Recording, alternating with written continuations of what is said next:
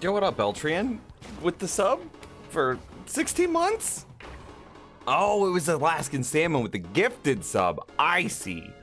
Well, thank you very much. I appreciate it. Morning, Gyro. Who's called Castle? Madness? Clawley?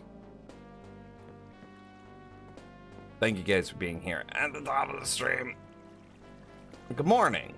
It's a day. Thank you.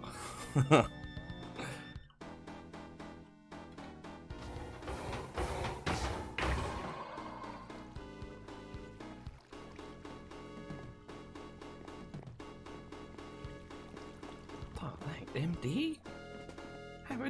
Thanks, I appreciate it. Today is not the birthday stream. That'll be like this Thursday, this Friday, probably this Friday.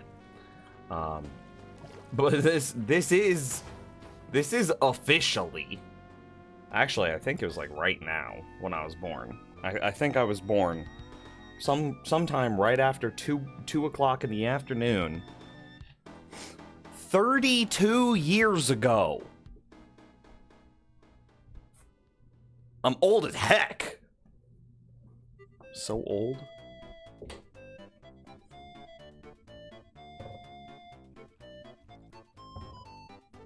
I'm gonna get like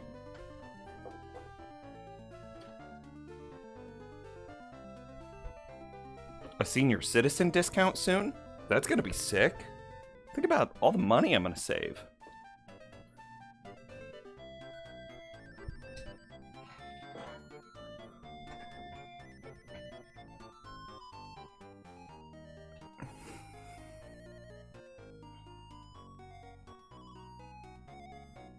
As I move into middle age, I needed to decide, what type of middle-aged white guy am I gonna be? Am I gonna get really into World War II? Or am I gonna get really into grilling?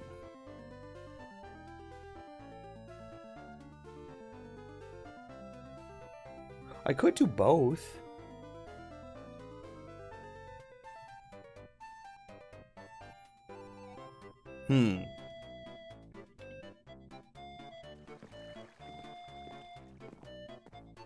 Oh, bro, I'm just jumping around my Minecraft world? Holy crap, I kind of forgot.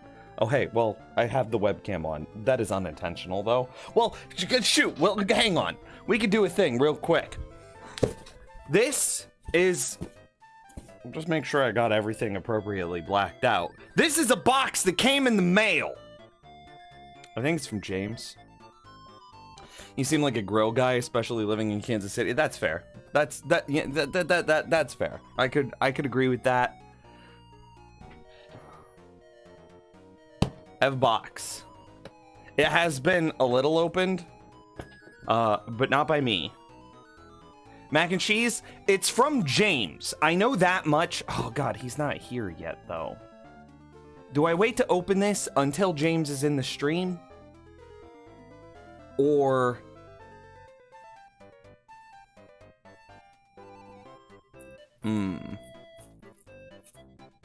Or do we just open it now?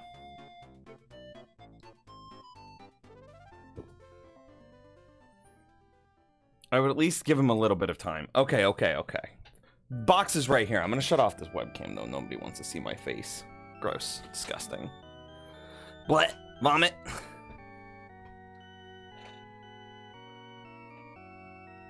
I was making sure that the webcam was set up before the stream started, and apparently it was just still on, which kind of caught me by surprise.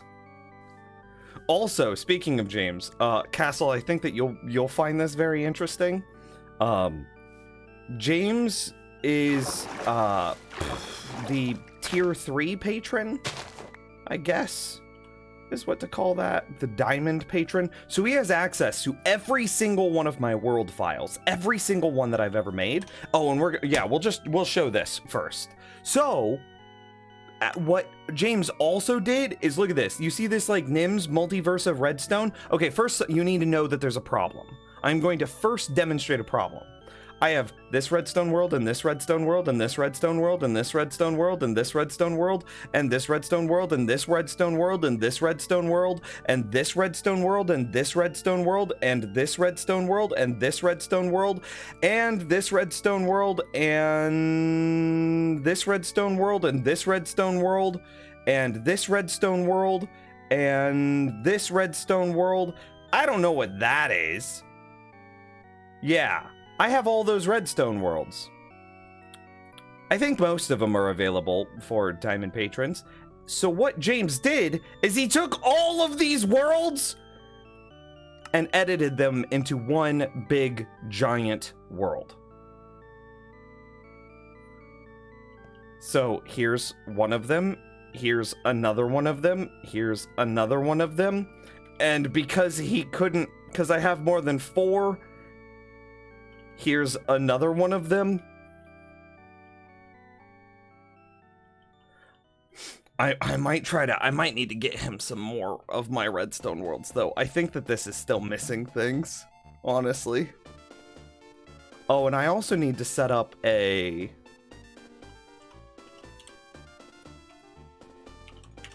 can you just, like, set block here? Portal?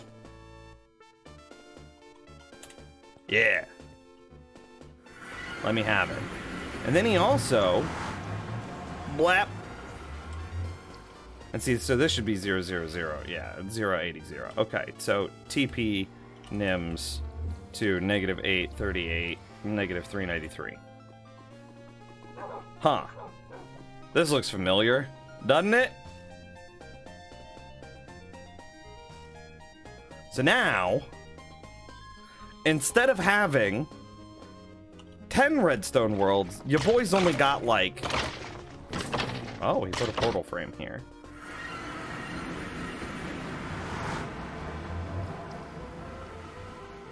Okay. TP 0, 50, 0. Yeah, look at that. Yeah, that's sick as heck. And so this is super cool. This is going to save me so much time. And I need to get him a few more because there's like, as an example, this auto cooked chicken farm. I think I want in there. It'll load. So this is whenever I was playing around with like different ways to make auto chicken farms. Each one of these things on my left is a chicken farm. Every single one of them. Now some of them work more gooder than others. But like, this is just a stretch of chicken farms.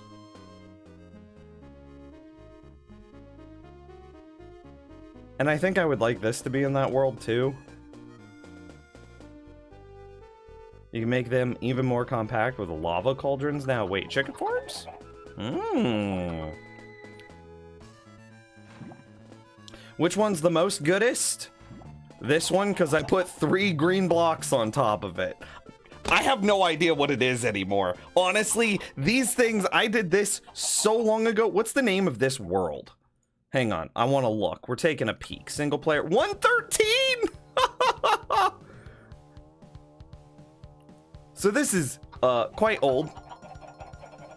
And this was the good one because I put 3 blocks there.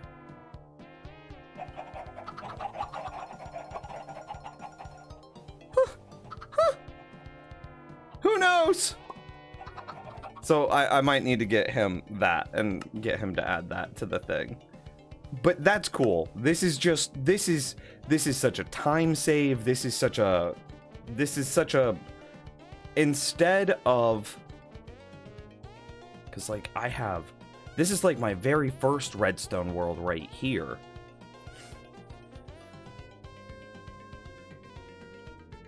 Yeah. This is where, like, in the season 2 of the Minecraft Let's Play, this is where I figured out how to build the Iron Golem. And I was working on a chicken. It just never got done.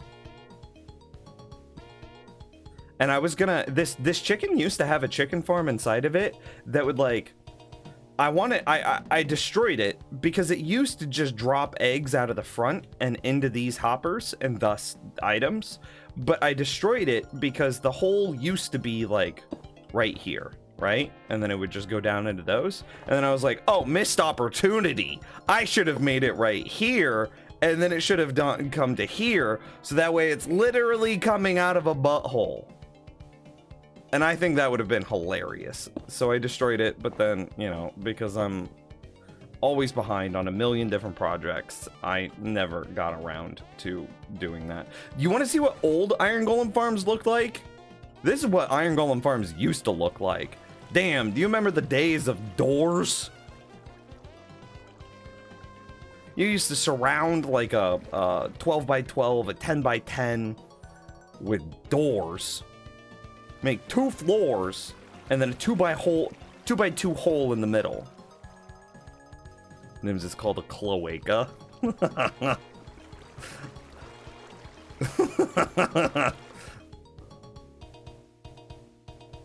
How did you get more FPS with no mods?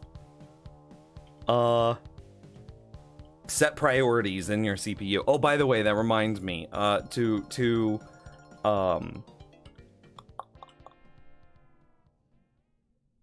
To people that are good with code and things, can I point you to a help article that can make sure that OBS always runs with not CPU 3?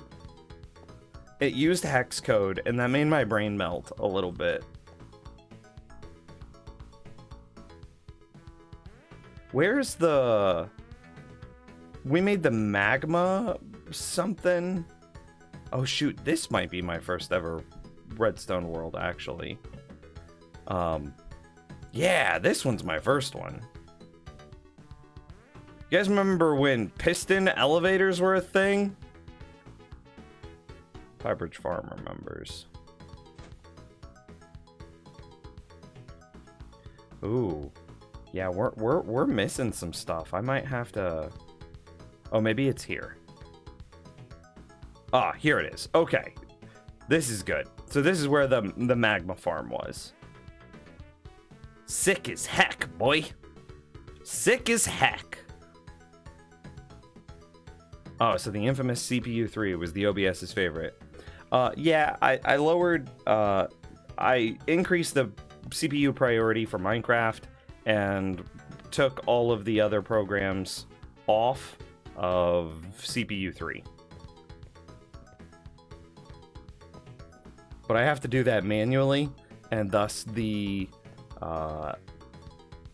there's a way to do that in the executable properties file, and so, but I'm not good at code, or I am good, but brain not work good sometime, and maybe ask other people for help first. Yo, you think you'd ever make a Minecraft Survival Season 3 with all the new content they've added since Season 2, or are you done with that chapter of making content? I would love to. I want to, Brent.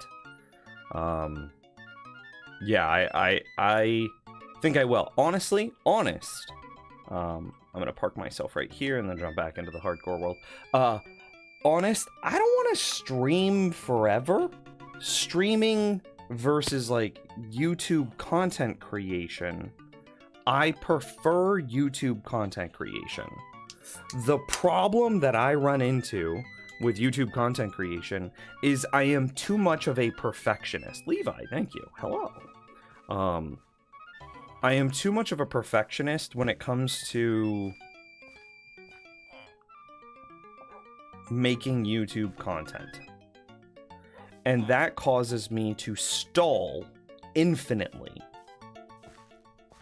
Yeah. Yeah, pumpkins are looking good.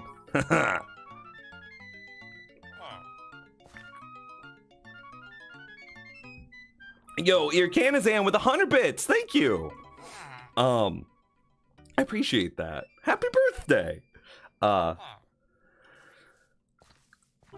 Thinking. I like the ability to sit down and make content more naturally as it feels right. And making content as it feels right, I think, makes content better. E.g., if you force out a bunch of content, like if you just show up and you're just there and available, that's just gonna be some boring content, right? Like if you're just like, hello, I'm not feeling it today, but I'm required to be here, so yes, I'm here. You know, how very Eeyore of you, right? And that's just not gonna result in a thing to be proud of, right? However, with YouTube, you can create that content as the inspiration strikes. So it's less about being forever available, which is basically kind of what Twitch is. And more about taking great ideas and applying them as... taking great ideas and applying them in the best way you can. And the better ideas you have, typically, it's not perfect, right? We all know that there's problems with YouTube's algorithm. However, if you have a good idea, and then you're able to communicate that good idea in a video, whether it's like a funny skit, a tutorial, a guide, whether it's a funny let's play, whatever.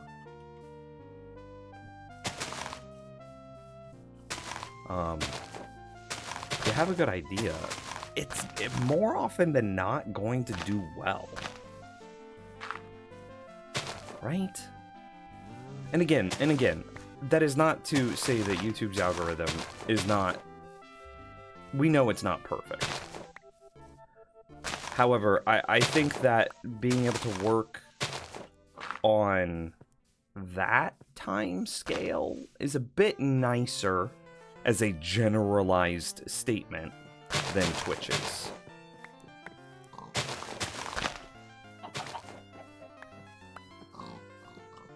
Does that make sense? Oh, by the way, I need to kill all of these animals.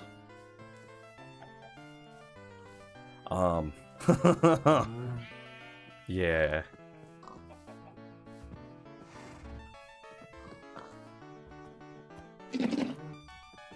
Oh, he was just eating my golden carrots there. Yeah, so conceptually I would like to go back to YouTube and make more YouTube content. It's just I am too much of a perfectionist and I'm seeking... I think I'm asking too much of myself, so...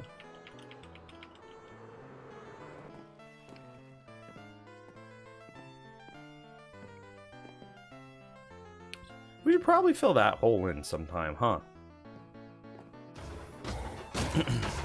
YouTube takes time. Streaming, it's kind of when you are off, you are done for the day. No need to edit anything.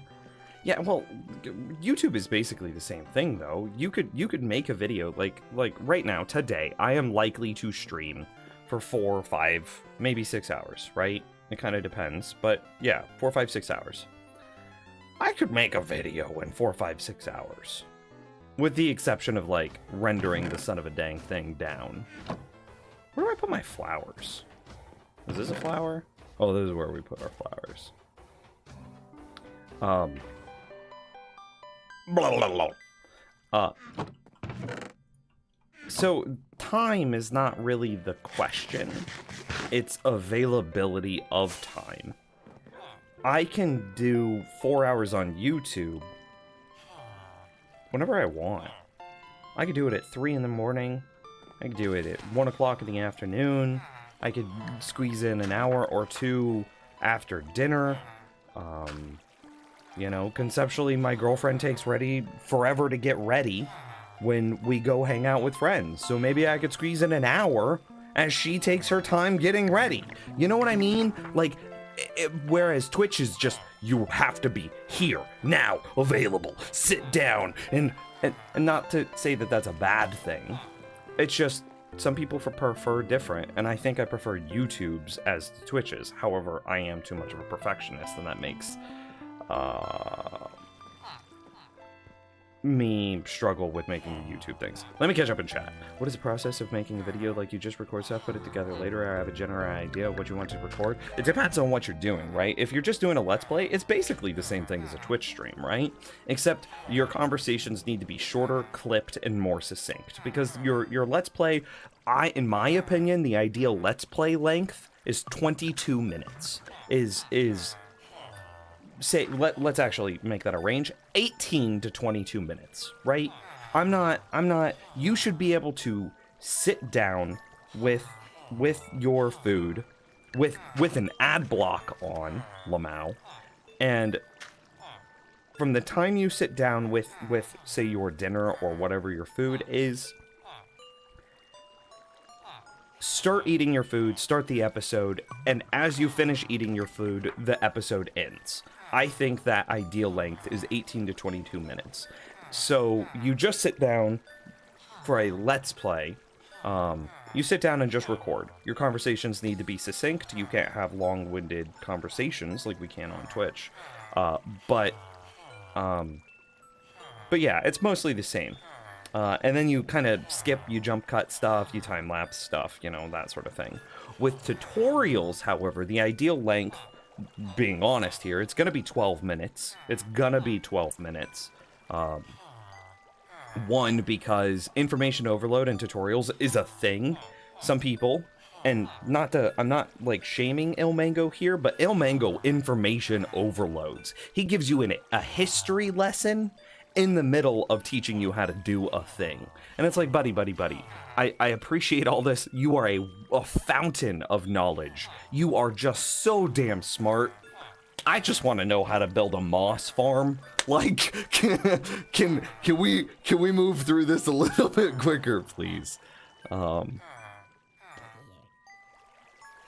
12 minutes, right? And then that also makes, like, the YouTube algorithm happy, and that also makes advertisers happy, and blah, blah, blah, blah, blah, blah. And those have to be well thought out from beginning to middle to end. Each shot must serve an expressed purpose. Every word stated must contribute content.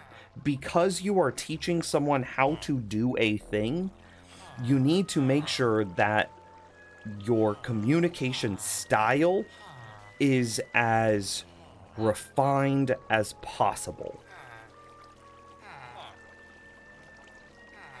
Yeah. So, in my opinion, the theory between, say, Let's Plays and tutorials, very different.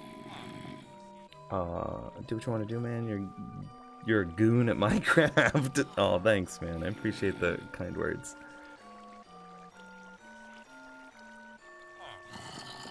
Look at all those hoppers of lag. Okay, listen.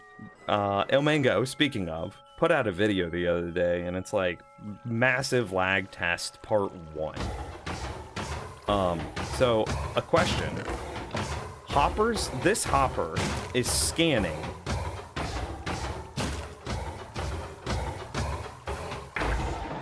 This hopper is scanning all 35, I think that's 35, it's 6 times 9, which is 54. All 54 freaking inventory slots of this chest, right? That's how, if I put an iron ingot here, it can get it. If I put it here, it gets it. Here it gets it. Here it gets it. Here it gets it. It doesn't matter where the item is. This hopper is scanning every single one of these inventory slots. So a thought, a question, an idea. Could we reduce the amount of lag by making it not be this way? Oh, thanks, Papa Dugan. Have a good work. Would you do more group-oriented Minecraft stuff if you wanted to produce content like that on YouTube?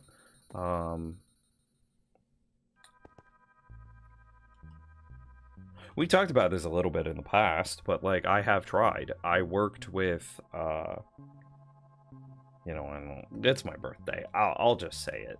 I worked with Tango Tech and Impulse and ZAF and Simply Sark on a server project 7 years ago? Ish.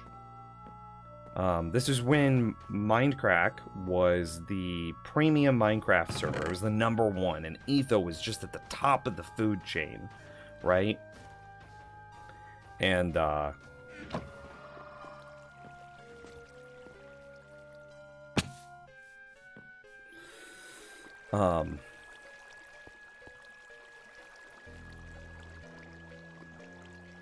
Hermitcraft existed at the time, but it wasn't like the super powerhouse. It was still really good, but it wasn't the super powerhouse that Hermitcraft is today. And so that group of people and myself were like, oh, we should make a server, and we should try to be #3, right? We should try to be #3. And to keep a long story very, very short,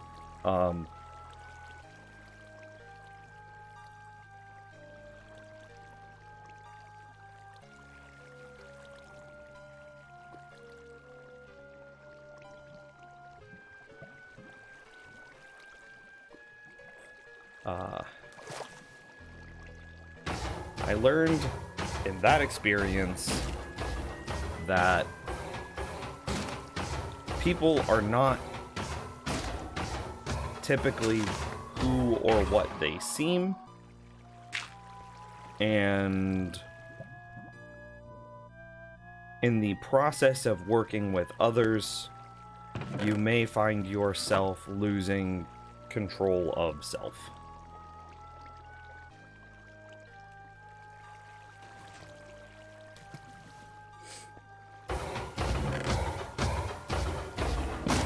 So if I were to, like, take this double chest out, right? If I break this, there's water above it. So we'd have to do a quick break, right? If I do this, do I cause problems? I just want to, like, pearl there. But I need to make sure that the pearl puts me in, like, flight mode. Hell with it. Okay, so I need to do this.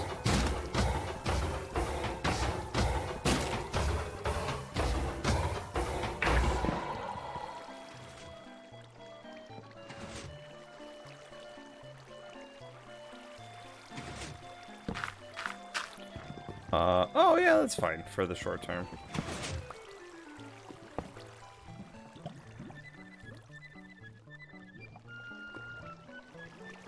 Is this working?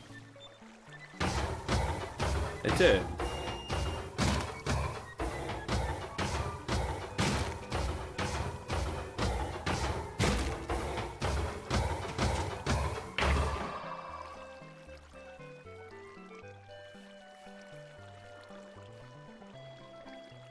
Damn dog, you worked on that? Yep. What was that called? Vanilla Hills?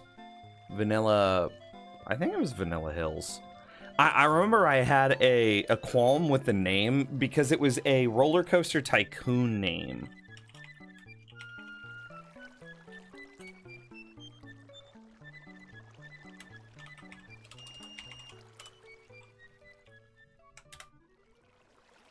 I believe it was Vanilla Hills.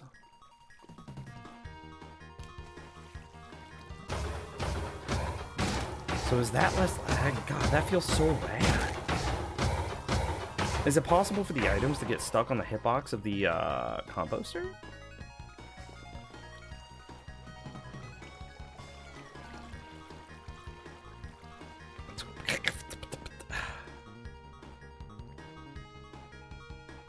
Hey, so I had a throwback the other day to when you were building your drown farm and I fell and I had to pop a totem. Don't ask me how I remembered, but that was a good memory. Nice. I think I watched you when you were slabbing your gold XP farm in the nether. It's been ages. I remember the name. Sheepy? I think that's familiar. Where'd the cam go? You want to look at the sexy face?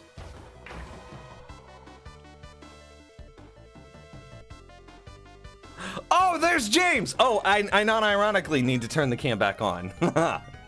Okay, so we actually turn the cam back on because I have a box here that is from James. And I need to open said box. Because this is what James sent. To me. Because it's my birthday. Wow, you're actually a real person? It's fucking weird, right? Like, yeah, I exist. Do I get to open it? It's already a little open. I gotta open it though, right? Ah!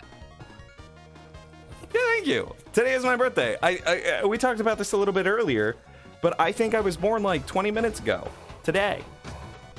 Somebody want to tell me what my like astrology whatever is? My virgin rising, my what are they? My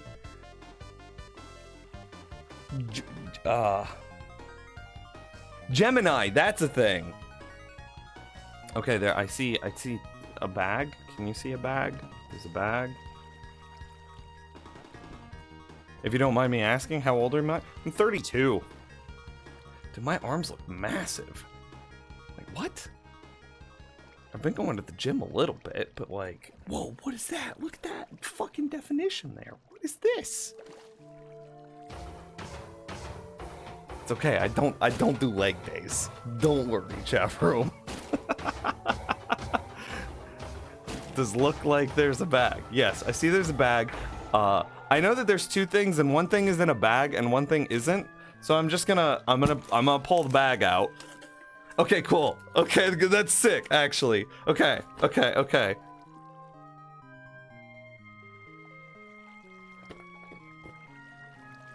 Okay, what? So I should explain what this is. Oh no, hey. The reason, bro, everything has a reason for me. This is the Razer Naga whatever thing. I'm mad at my Corsair mouse, and I'm ready to swap. And this is the thing that I am ready to swap to. I like 12 key mice, and this is the thing that I am ready to swap to. So I am very excited to try. No, I do this later. I do this after the stream. Thank you very much. I'm very excited to try that. Thank you. There's a bag though. Why is that not in the bag? Why is the mouse not in the bag, but there is a thing in the bag? Does this have a thing? There's a note. The note says, happy birthday. Hope you are able to give this a lot of use.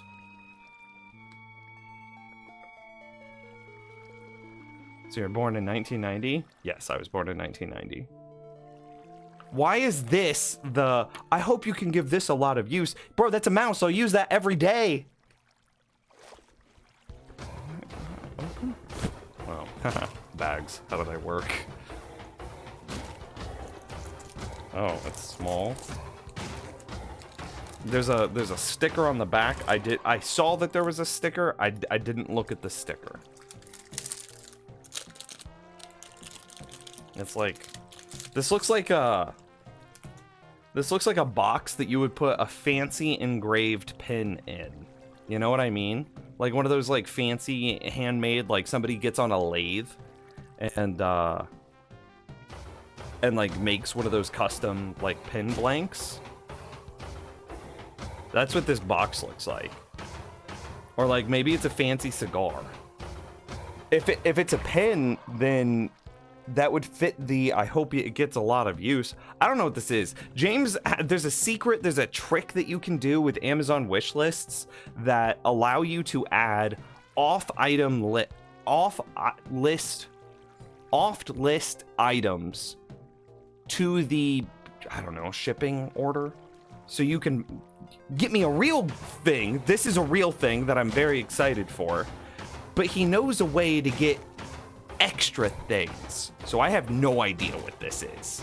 I figured that this was this was on my list. So like, I actually want 2 of these, one for my computer and one for my laptop. So there's still there still should probably be one on the wish list. Okay, we got a fancy box that's very shiny. It's a spoon? Why the fuck is it a spoon, James? Oh, it has a fucking inscription. I'm gonna get the spoon out before I look. Why is it a spoon?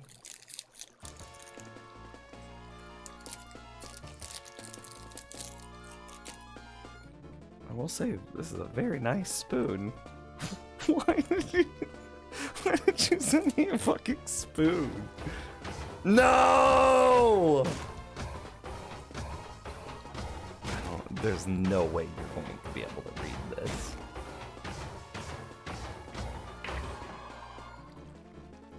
Can you see that? Oh, yeah. It says, my mac and cheese spoon. Can you see that? Hang on.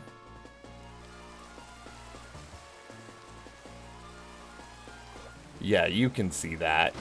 I fucking hate it so much. Why would you send this to me? What is this trash? This is such degenerate. Oh, I hate this so much. Yeah, you could definitely see that. You definitely saw it.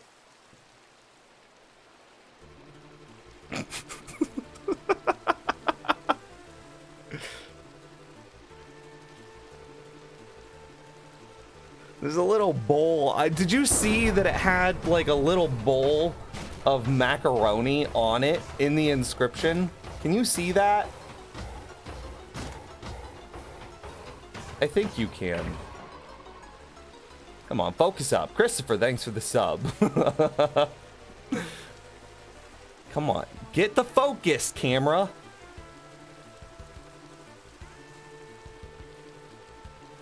Just my hand. Hello, that's my palm. There you go. Kind of. Yeah, there you can see it. Look at that. There's a bowl. Not only does it say my mac and cheese spoon, but there is a bowl of macaroni and cheese on it. Like,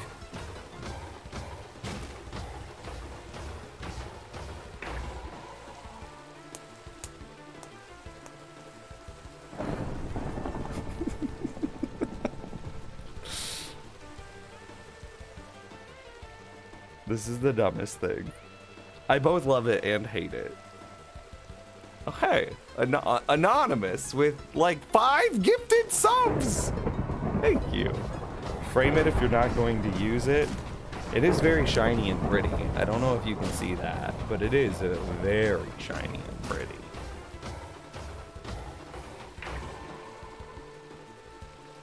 Well, thank you. And, something? Something? What? It's still a spoon? Who doesn't need a spoon?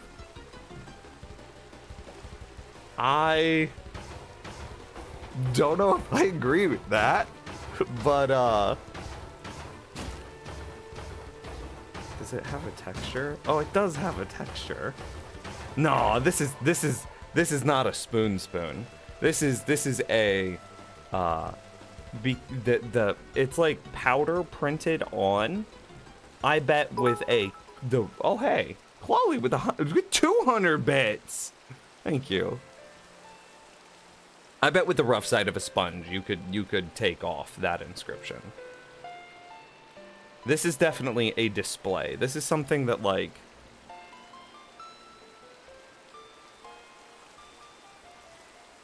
Am I supposed to, do I frame this?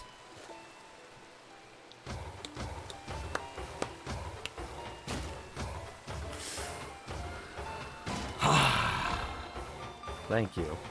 And,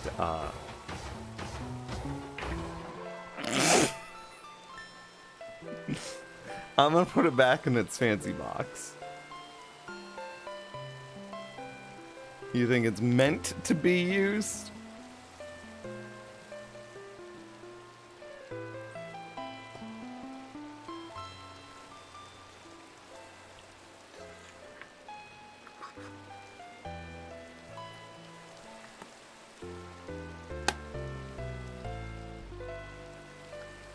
A thing.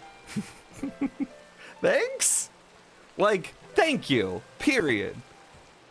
Thanks, I guess? I'll put these on the thing behind me. Thanks? I don't know what you say.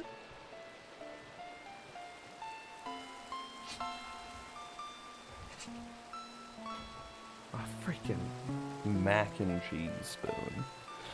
Do I need to... There's more papers. Hang on. Just make sure that I didn't miss anything. There's a sticker here. Open the sticker. This is probably just like gift receipts. Yeah, gift receipts.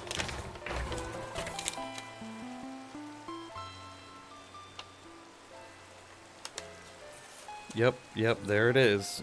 Funny spoon gifts for women, men, kids. Funny My Mac and Cheese spoon, engraved stainless steel.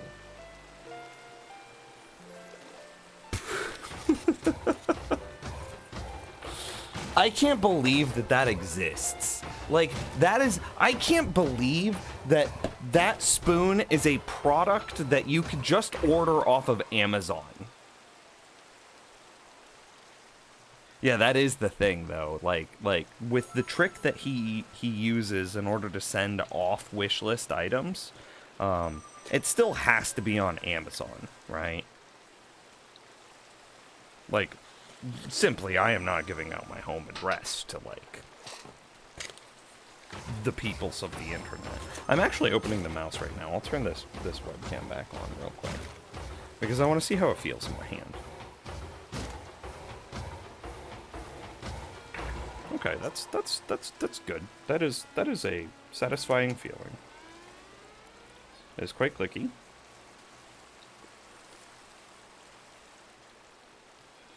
It's a little bit different than my current 12-key mouse and like the position of the buttons. Like, of course it is, right? Open.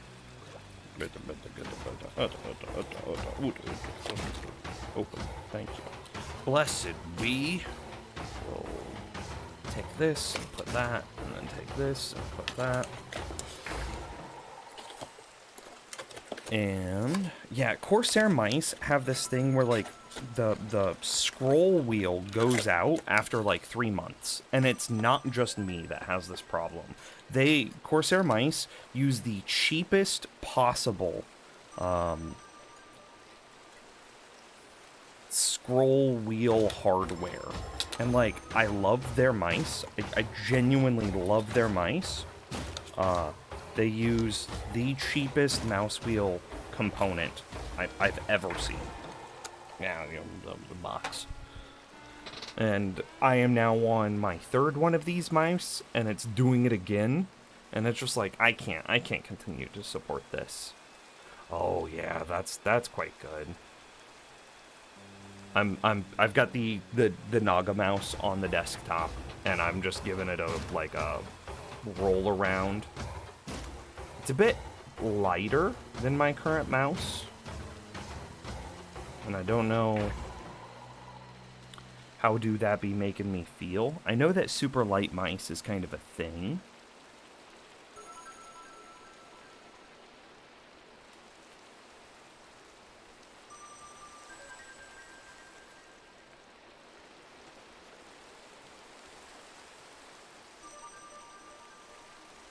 Yeah, this will be good. I am very excited to try this. Thank you, James.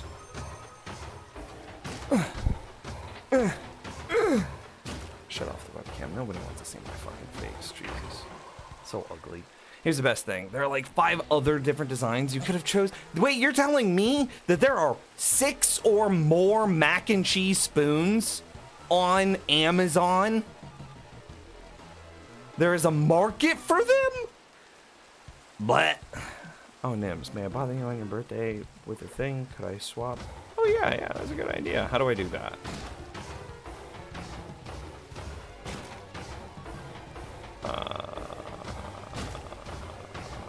Badges.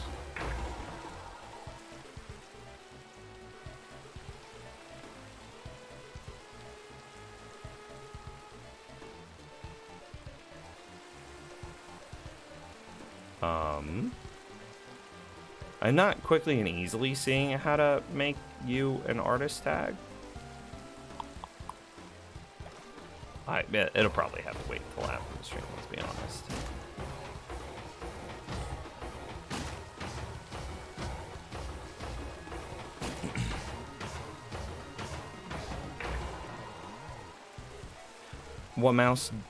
What do you like better, mouse or trackball? I used to really love trackball mice, but that was because I used that, well, shoot, since we're talking about it, like, I'm just gonna pull up my wish list. I don't even care. I'm gonna show you things on stream. Lamau. You think that I just give it to you? But I'm like looking at like I'm looking here, and there is nothing that I can do to tag you as an artist. Let me see if I can do it for Candy, because Candy does have flagged, whatchamacallit,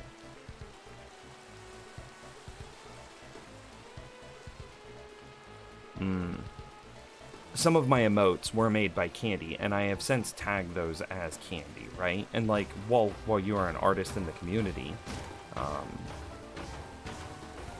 you don't have any emotes flagged as yours on my channel on Twitch, right? And so that might...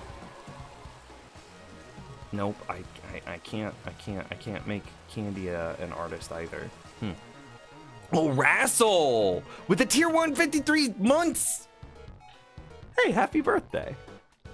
Okay, I wanted to show you a thing. So I used to really love trackball mice way back in the day when I had, let me see.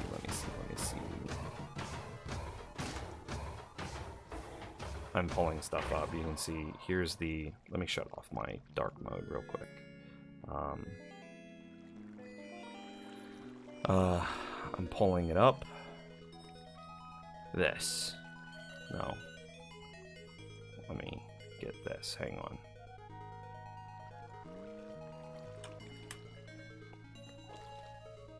Whenever I had one of these. I didn't have this one exactly. But I had a gaming pad like this, and fuck, I loved it so much. It was so fun to have a trackball mouse on in my right hand and one of these things in my left hand. I got to just feel like I was like controlling a mech, right? My forearms never moved. My wrists never moved, right? My thumb moved on the trackball mouse because it was a thumb-based trackball. It was it was one of the fancy ones, Microsoft trackball mouse. Yeah, it was this one.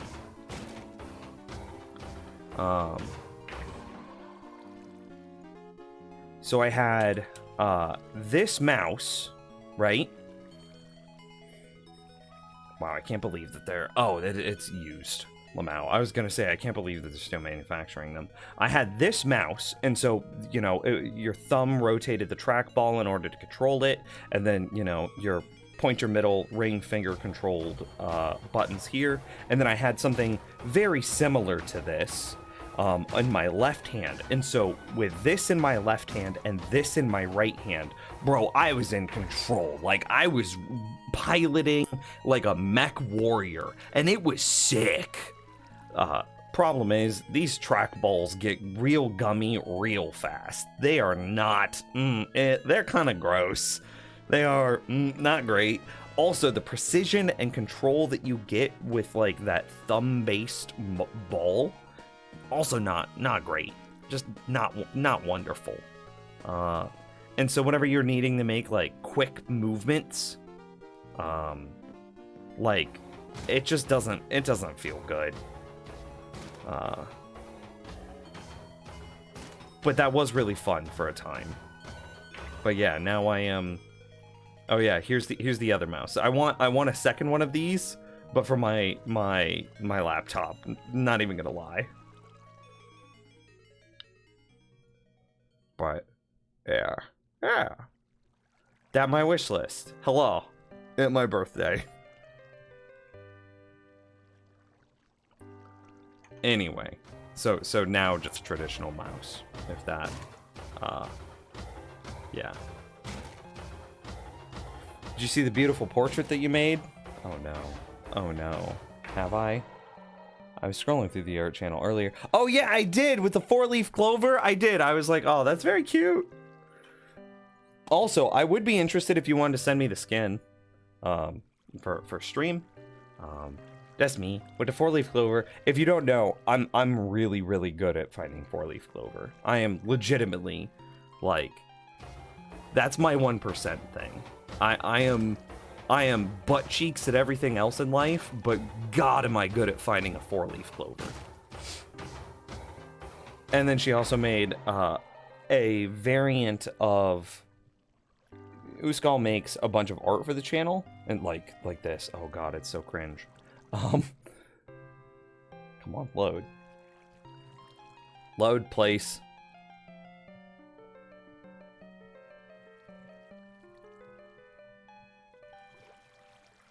There it is.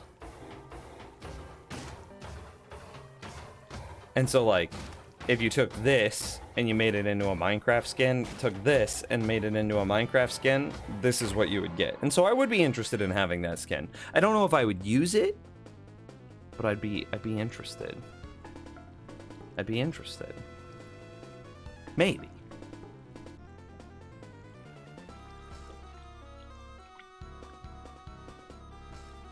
A trackball mouse.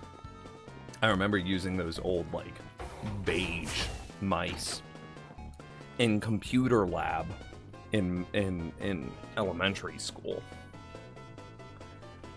You could put it on Nim's AFK, maybe? Maybe. I think what I want to do for the AFK is make saturated, like the main account, a saturated thing, and then the AFK account a completely black and white desaturated thing.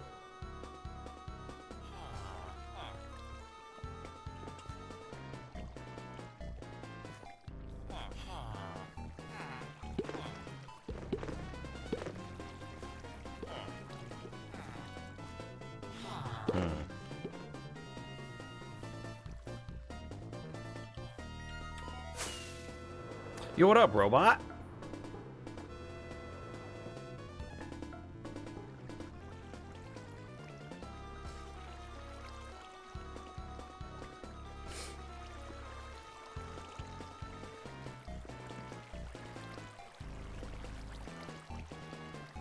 It might be possible for...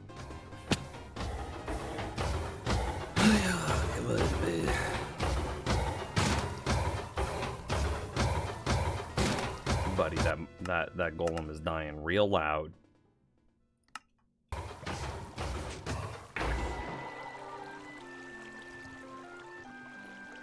Just forever on my lag busting thing. Do I have any other double chests that could easily and quickly be replaced by... Oh, I do. I know which one. Are you still really laggy near the farm because it's been a long time since you've been able to watch? Yeah, I am. I mean, the world is getting bigger, right? And it's getting more powerful and blah, blah, blah. And because it continues to grow and gain in power and strength and drive and determination,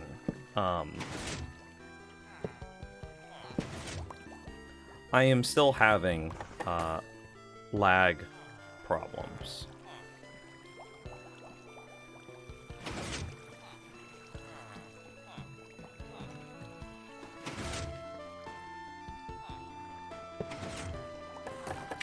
And Ilmango put out a video just the other day that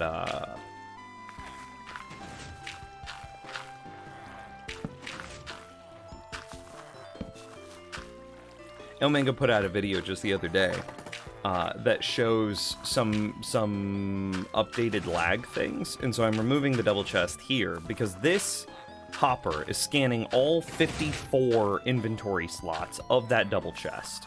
And this hopper is also scanning all 54 slots. So that is quite an intensive, laggy thing. So that's 108 inventory slots that they are scanning 2.5 times per second.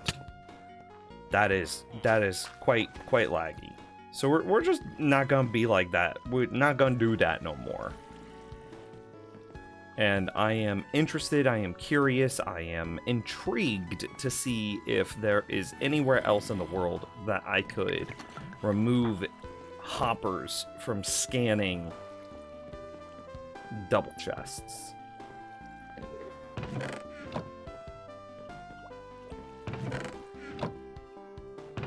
I'm actually kind of surprised that I don't have more paper. More sugar cane, rather.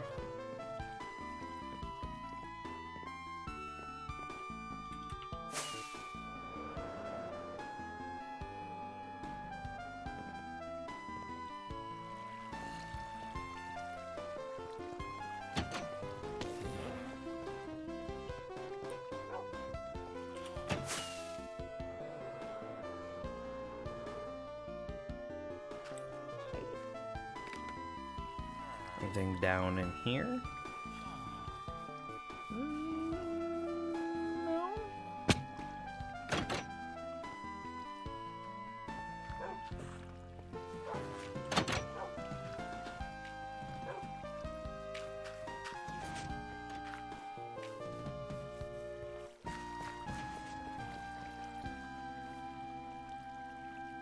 No.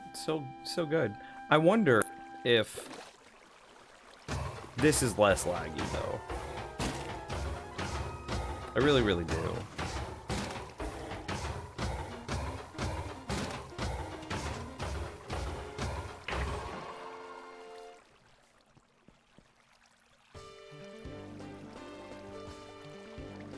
You know what's interesting is I think that the lag reduction technique here is actually to rebuild that whole thing.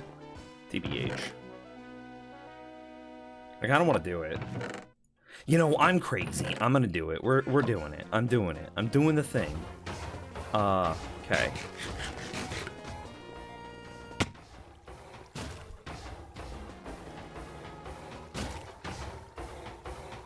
Please don't judge me, Chowro. It's my birthday. I can do the thing.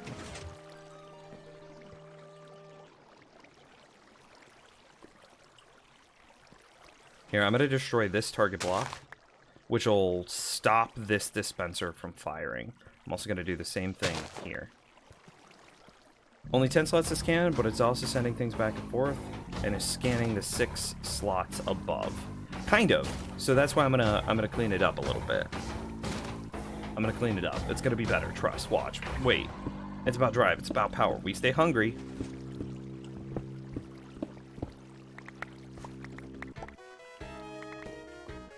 Okay. That no. Hey.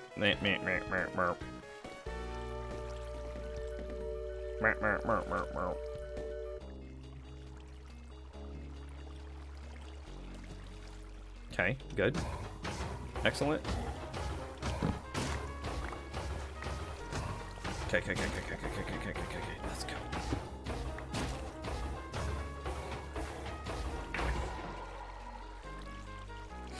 Interestingly, this is currently facing forward. It might need to face up in a moment.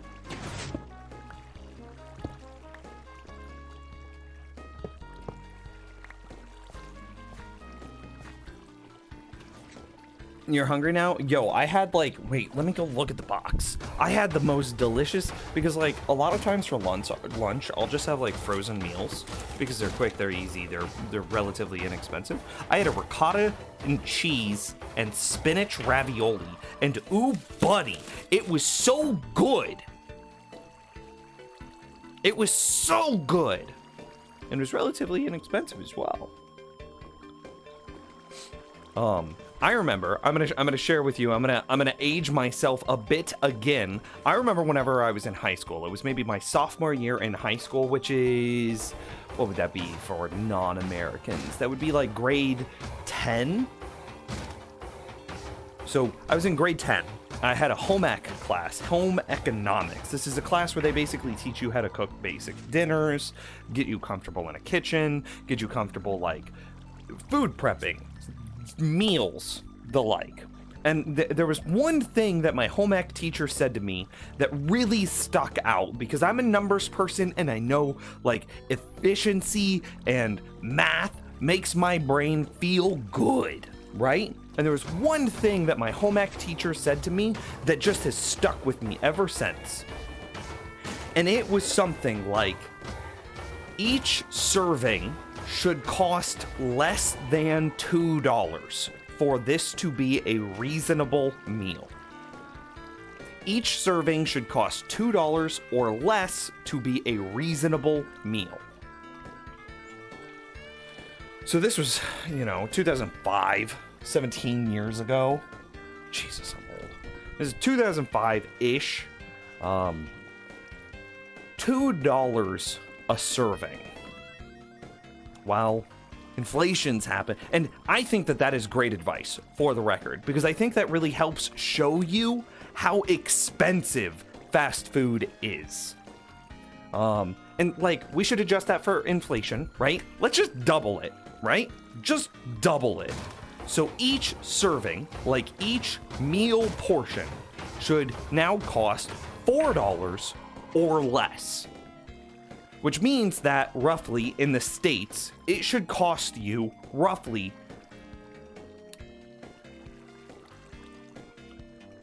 $4 a serving a meal, right? And that's still maybe a bit high, but so then whenever you go to say fast food or whatever and you spend like $12 a person, it's like, ooh, that's expensive.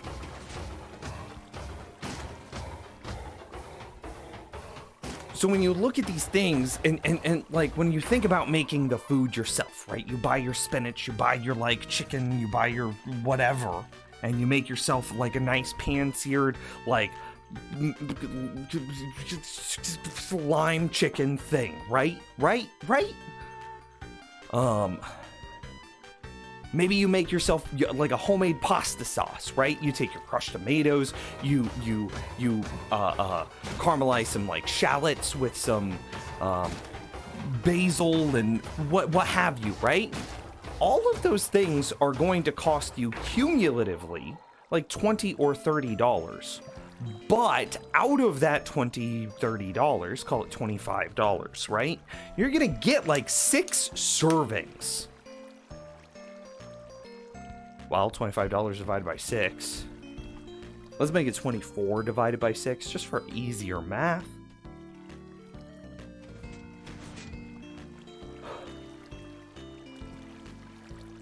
That is $4 a serving.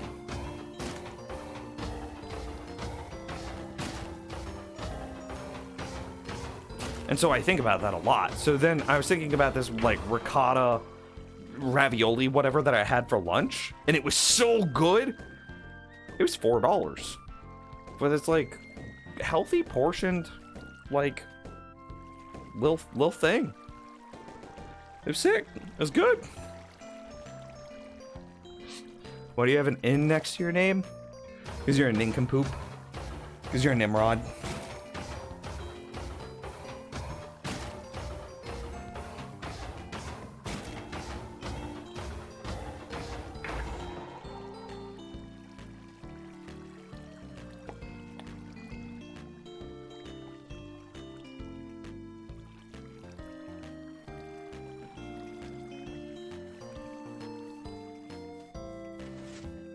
It's hard to cook for just one person, though. That's very true. The ideology inside of that class was very much so, here's how you prep food for a family. You must be perfectly heterosexual and have exactly 2 children. And that's what we will teach you how to care for. That is what that class was. Product of its time in rural Kansas. Hello, that's me.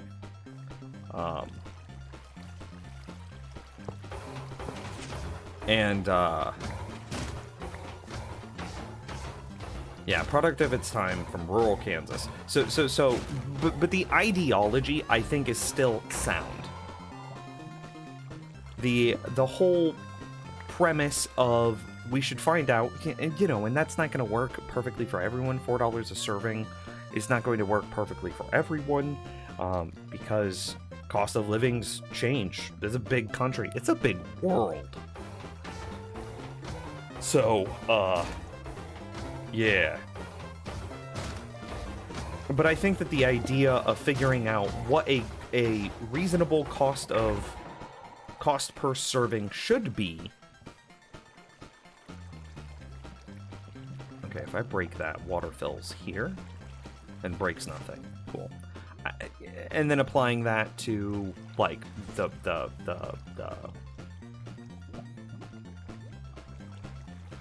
how would I say this? Applying whatever your cost of serving should be to whatever your meals are costing can help you weigh if something is actually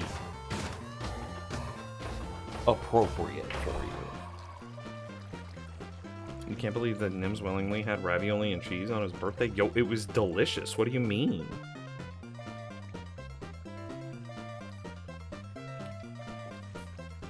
But yeah, cooking for one person is hard because it's like, oh, I made pasta.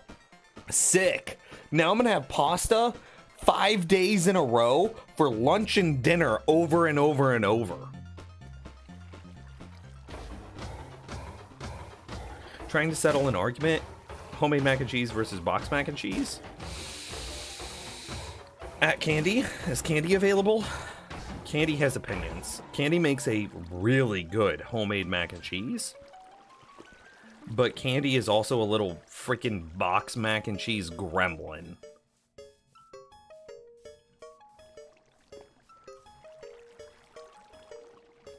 But yeah, I would personally, I would say homemade is superior. Oh, Jess! Unfortunately, I can't stick around. Very busy day. I wanted to pop in and wish you a very... Hey, happy birthday to you too. It's also Jess's birthday today.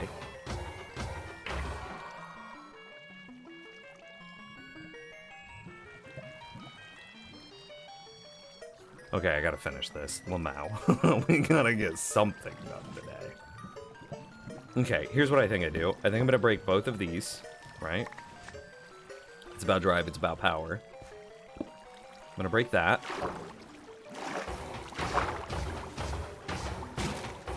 I think I'm gonna replace that, right?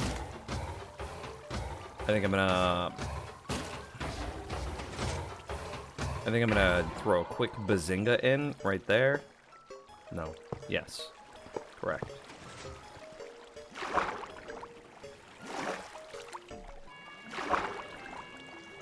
Why did I put so many torches on the side of this?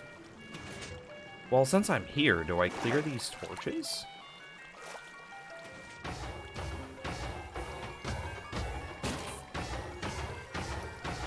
Box mac and cheese is great on a rainy Thursday afternoon when you just want to get some comfort food, and homemade is amazing for like a dinner party or sharing with people you really like.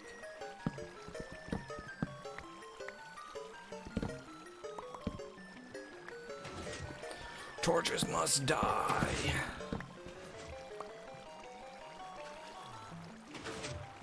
I wish Game of Thrones was still good. Because I think it would be fun to be like Valar Morghulis, but figure out what the word for torch is in like Dothraki or whatever, and then we could just be like, all torches must die. Can I please fly? Please. Just give me a... Yeah, thank you. Killing it.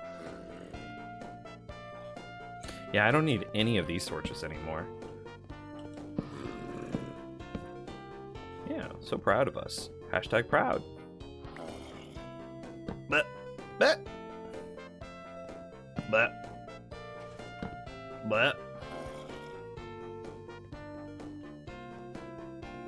is this gonna cause bats to spawn though?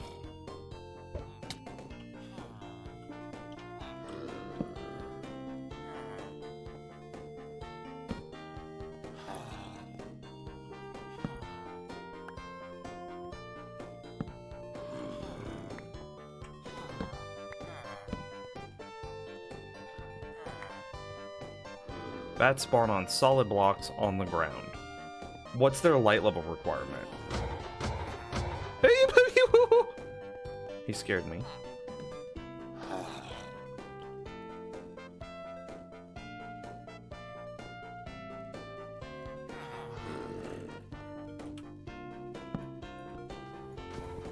I only got one. I'm a trash. I'm a degenerate. I'm garbage.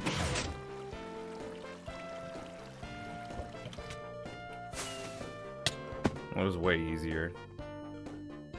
Okay, okay. Here we go. Here we go. Here we go. Here we go. Here we go. 1, 2, 3. Oh, yeah. Nothing wrong with me.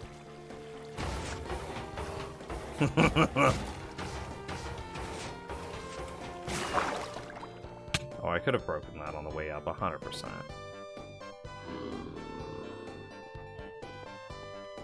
What's his name? Oh, it was Papa Dugan. Did you see it? I saw it, 100%. That zombie is named Papa Dugan.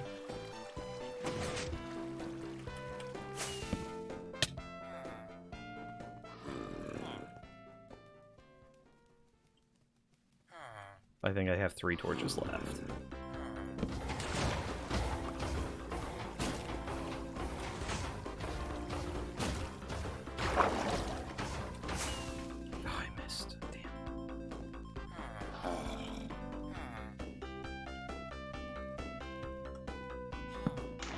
Got it. Uno mas. I missed. I missed. Ow!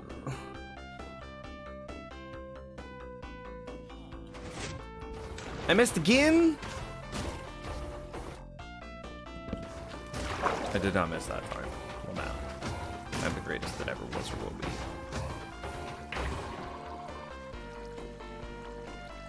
Hell yeah. No more torches! Sick. Nasty. Okay. So now...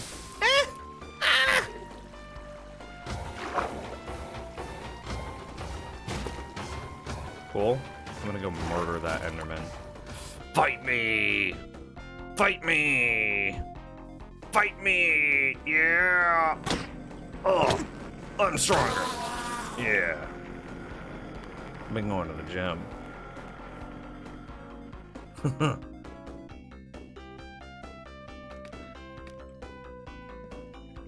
I am not even gonna try to pronounce that. That looks like that's just not gonna happen. Oh yeah, another one. Fight me. Fight me. But I'm stronger than you. Oh. Oh.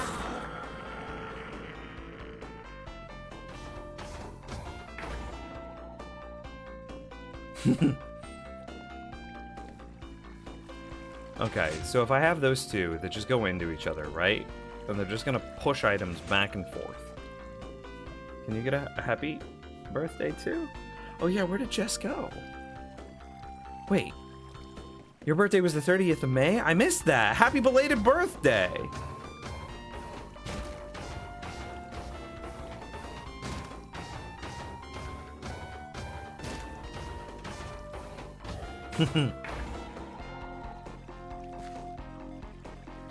I'll try to commit that to memory. I can't make any promises though. Okay, so what I was thinking is like, what if we have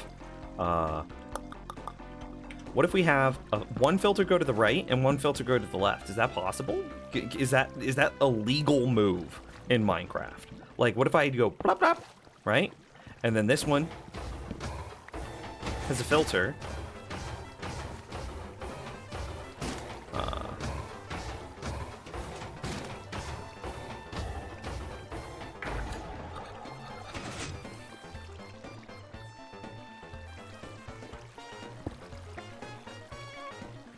Because this is just water here, right? Yeah, agreed. 33 torches. All torches must die. Wait, Valor, more torches. But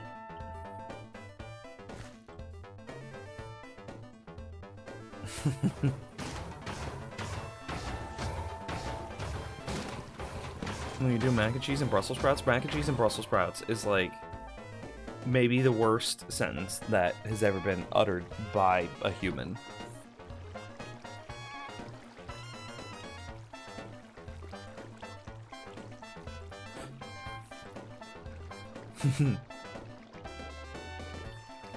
We made our homemade capsaicin spray, by the way, robot, thanks to your advice. We sprayed it on the plants once. It rained the very next day. We forgot to spray it on again, and the deer came by and ate all of our garden. So, like, who knows if it worked? Who knows? But I did, you know, it's just, I think it's just like water plus blended red pepper flakes. That's all it is. And I gave it a taste. I gave it a little, just a little, and ooh, buddy, it was spicy. I don't know if this is gonna work because this is gonna be in the way.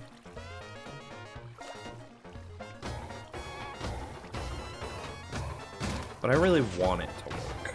Does that count for anything?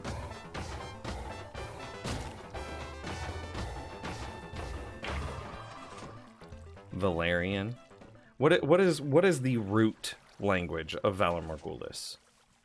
Right? Valar torches. All torches must die. What happened to that show was just tragic.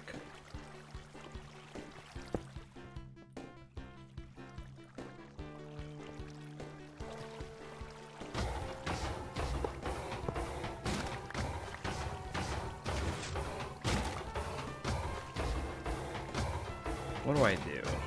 High Valerian? Okay, give me a High Valerian translation on all torches must die.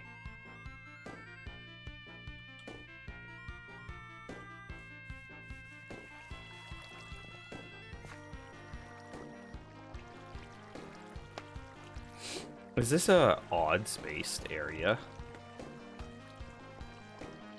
1, 2, 3, 4, 5. It is. Shoot.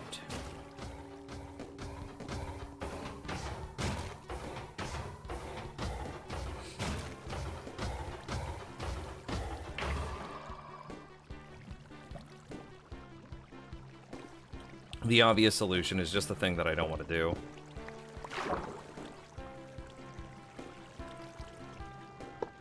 No, stop.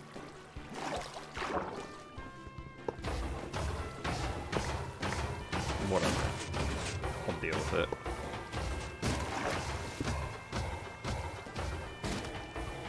Okay. That's just the thing I didn't want to have to do, you know? Put that there. Okay. And we're good from here. This'll just go together super easily at this point.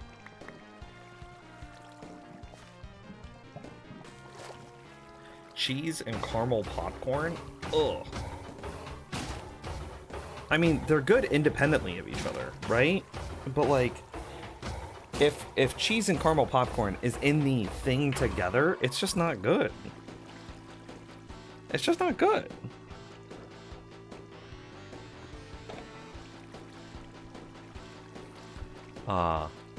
Okay, so then...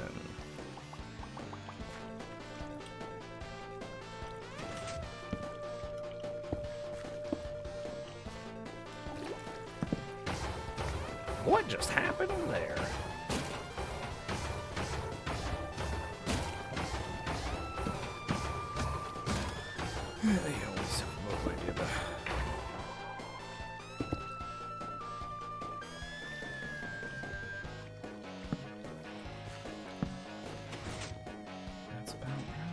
It's about power. We stay hungry.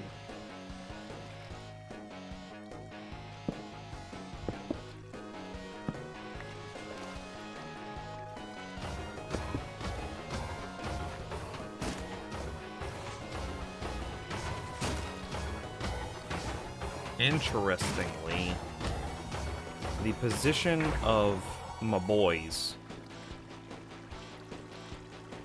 might cause me to need extra hoppers.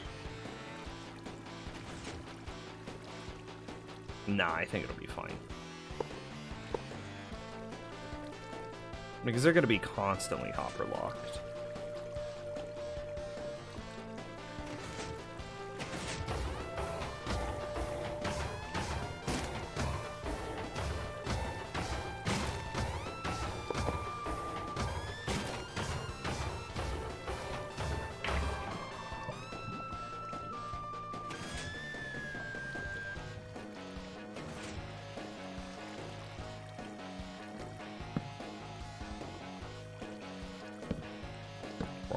Lies.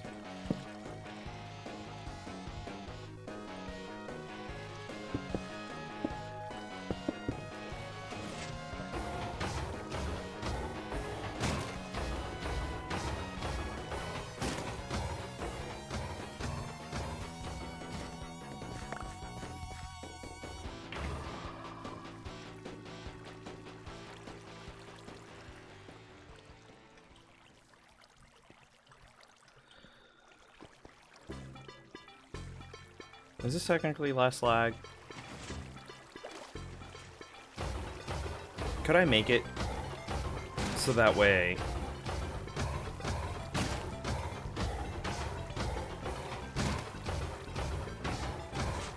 I could. We're gonna redesign again, actually. It's one less. Oh no! It'll be one less hopper if I do my secondary redesign. So we're gonna do it. Because your boy's a mad lad. But, oh, I meant to tell you guys this earlier. Okay, so I have two things. I have two things that I need to talk about. One, so I provided, and I showed this off on stream a little bit earlier. I'm sorry that you missed it, James, but I showed how you combined all of my redstone worlds together and made one super big redstone world, and that is a very cool thing and a very thoughtful birthday gift, and I'm really excited about it. Also, I want to tell you, we missed one. All of my chicken farms need to be added to that file. Can I get you that real quick? I can put it on the drive, and then send it to you. Do I have the chicken thing? No, there's not the chicken thing on here. I'm gonna put the chicken on here real fast. It's gonna be super quick. Ready? We're gonna go app data, roaming, .minecraft, saves. It should be like 113 chicken farm. Why don't I see it?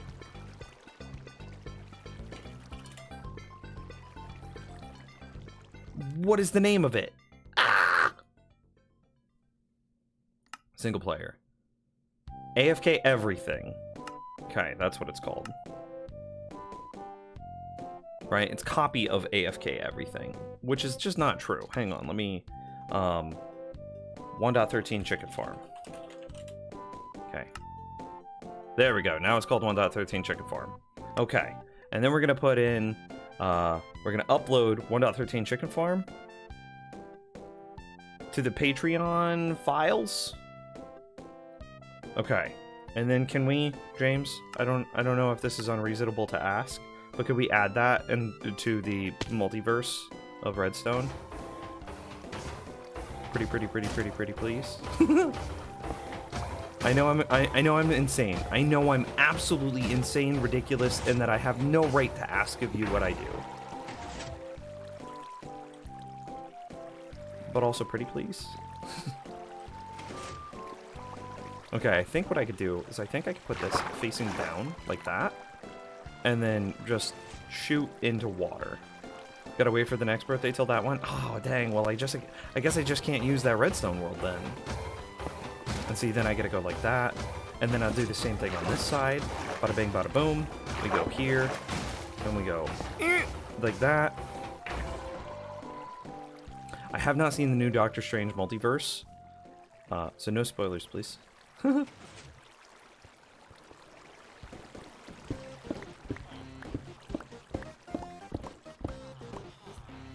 Okay, so all I need to do is figure out where this water line ends. We can probably shift this.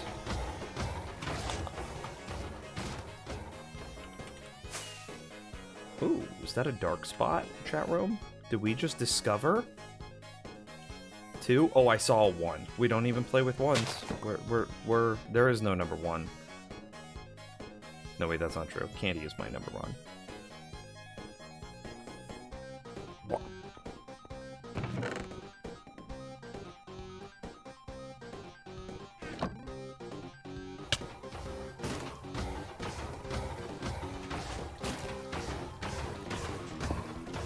So I think I could do that. Oh, hey, I also want to get the cookies and cream. I missed.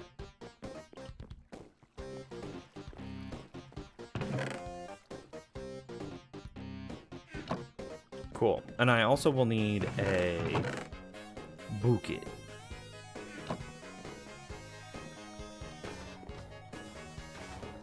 Okay, so anyway, because James is a Diamond patron, he gets access to every world file that I've ever made. And he downloaded my hardcore world, this world, and he loaded it up on his computer.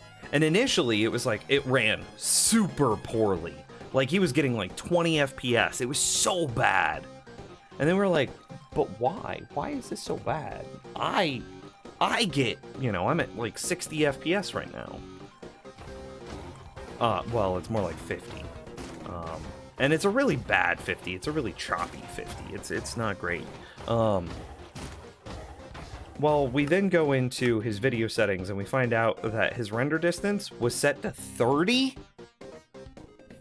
And whenever he lowered his render distance down to like a much more reasonable 16 chunks, he was just flying on like a billion FPS and having no problems at all. Which is so good news, bad news. One, it means that this world is not unreasonably laggy. That's the good news. But the bad news is it means that your boy's hardware is very out of date. Why do I want to see Nims eat a 5-pound vodka gummy bear? That sounds not good. That sounds not good. No! Why would I do this to myself? I'm an idiot.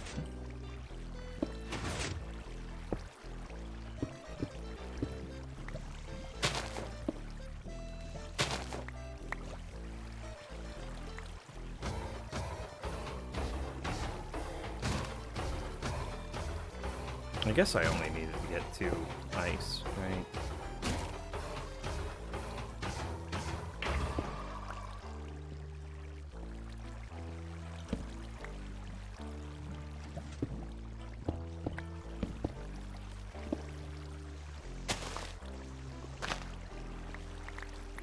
Yeah, that much sugar and that much alcohol. Ugh, no.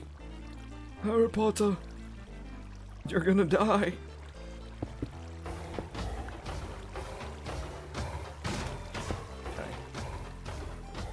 I'm gonna put up the ice. I don't need that much ice.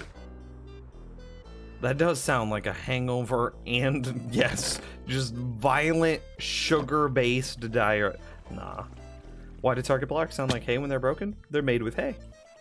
It's the crafting recipe is a block of hay and redstone.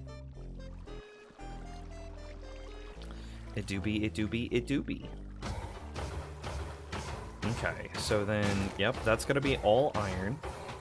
And that's gonna be all roses. And so then all I need to do is...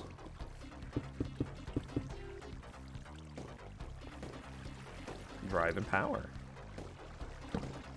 Right, we put that there. We do that. No, wait, I'm a liar. Big fat liar. That is me. Hello. It's your boy. Liar.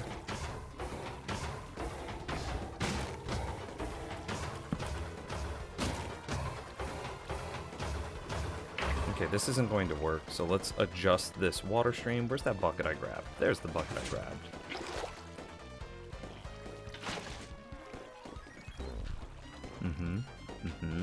That should still be fine, because it is on ice. It's just, it'll make it there. I don't need to worry about that as much.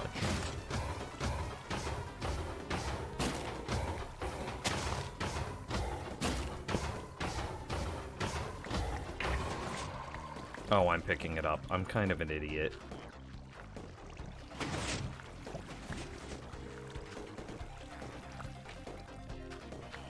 Yeah, see, it's making it through there. No problem. No problem.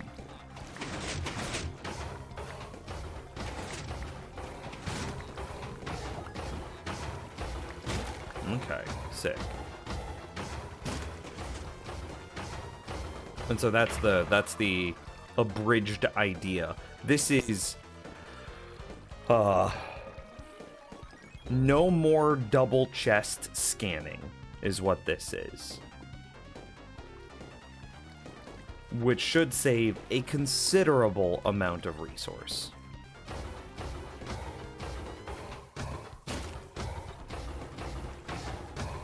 Yeah.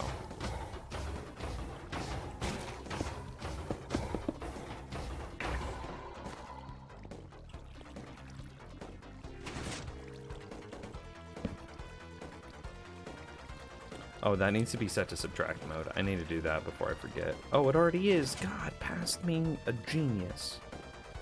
No overflow protection, but it's more streamlined. You don't need overflow protection if you're going into water streams, because the overflow protection has to happen on the has to happen literally downstream.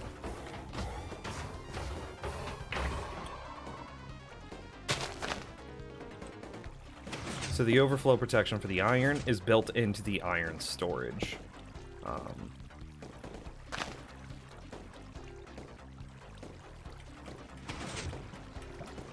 on.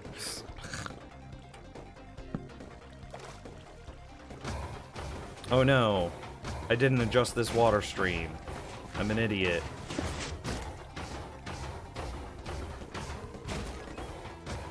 I'll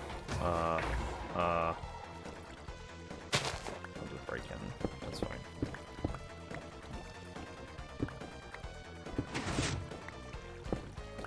Okay. So, same sort of thing. I need to find out where do be... Okay, wow, this one just has the room. It just has the space.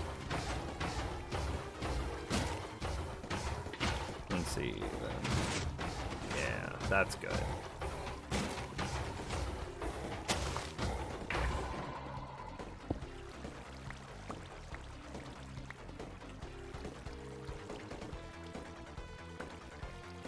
Yeah, that looks good. It do be doing the doobie.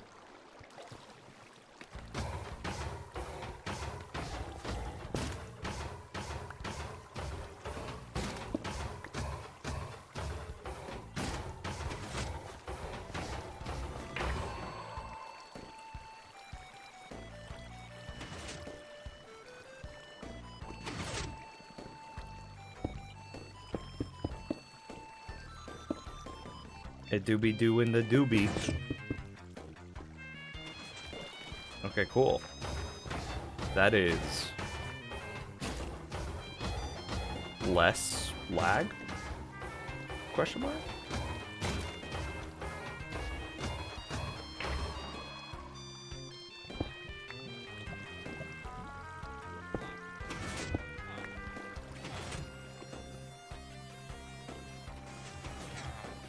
Yeah.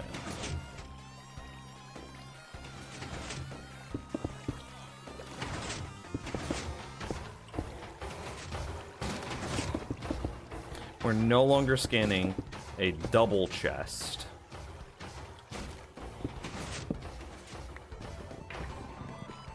We're no longer scanning a double chest with 2 hoppers, which should be a significant reduction in the amount of lag that's generated. A significant amount of reduction in the lag that's generated.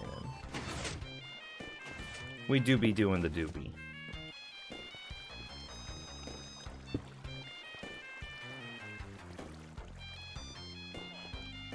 Cool.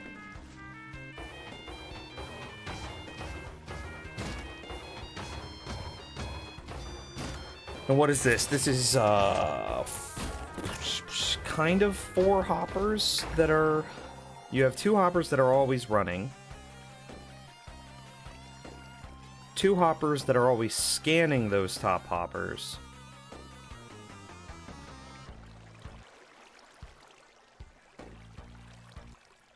Is a hopper attempting to put something into a composter better than a hopper attempting to put something into air?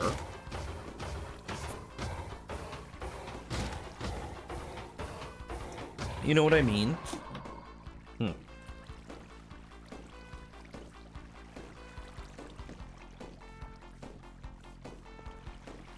Still, looking good. Much better. Much improved. Such wow. Cool. I'm happy with it.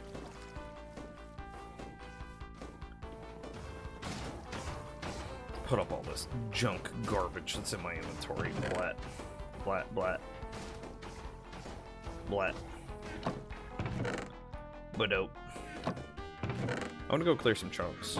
I feel like clearing chunks. I feel like chunky. I'm feeling chunky.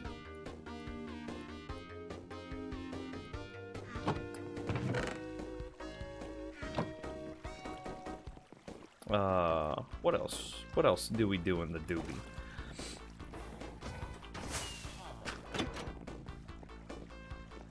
Some rockets before we go. Some pearls before we go. The birthday chunk. Hell yeah.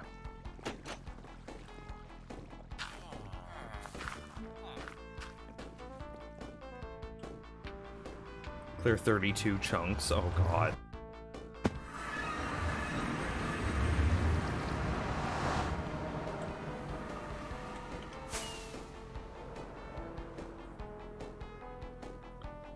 That just made me feel so old. I want fire res potions. We always get fire res potions before we do this. Because it do be spooky. Nims, do you like incense? No. No, I do not. Smoke, and especially sweet smelling smoke, like aggressively makes me sneeze. It makes me feel very congested and sneezy. It is not a thing for me. Damn, dude! Look at how good this is!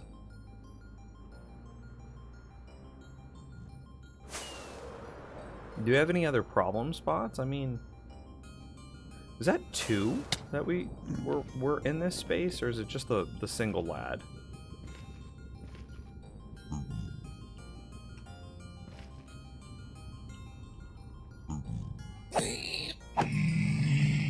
It was just the single lad.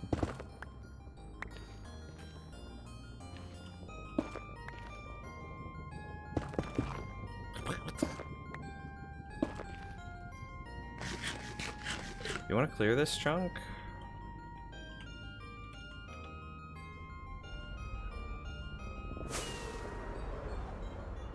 Here, we need to get what that chunk is named, actually.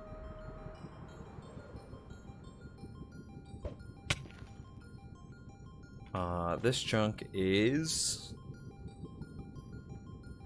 Chunk 05 negative 18. 05 negative 18.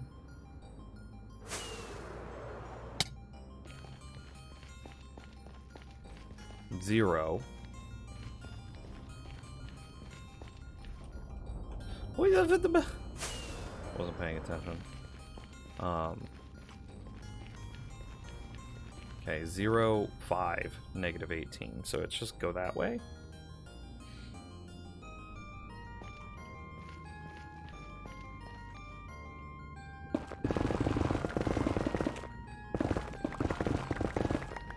I'm not gonna clear all of that, right? Because this...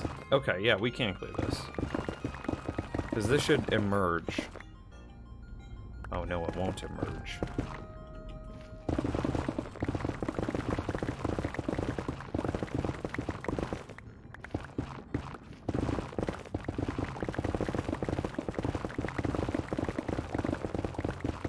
Yo, Ramdom? Thank you for the follow. I appreciate it. It's my birthday. Thank you for the birthday follow. You're only 4 months behind. What do you mean?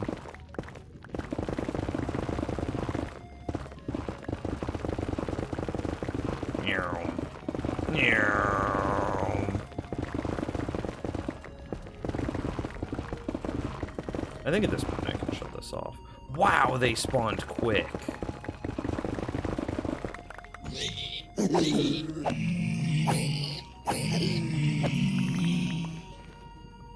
That's wild how fast they spawned.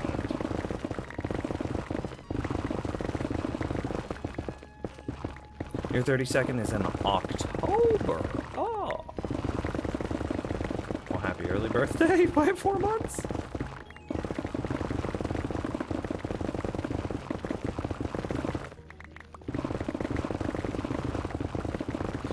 have I told you that it's also Sweden's National Day? Maybe you're actually Swedish.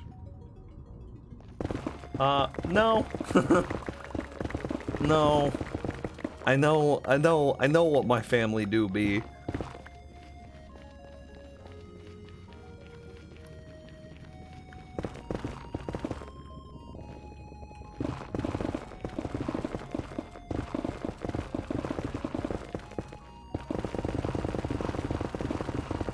And I'm pretty sure I am just two things.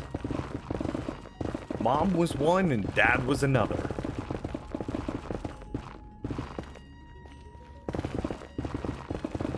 I don't know. Maybe Grandma was not. I don't know. I don't know. I'm adopted. That would explain a lot.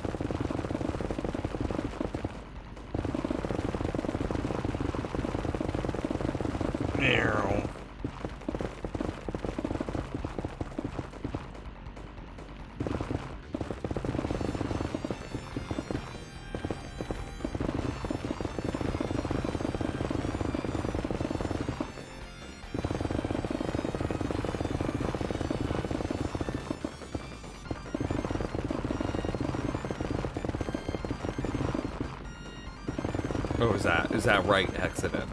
Good to know, good to know.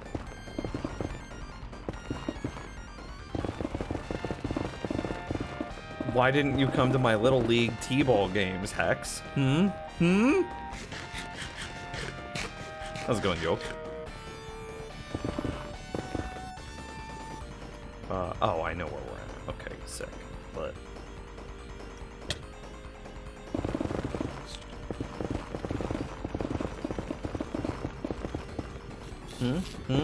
How come you didn't get me that bike I wanted for Christmas? Huh? Huh, Hex?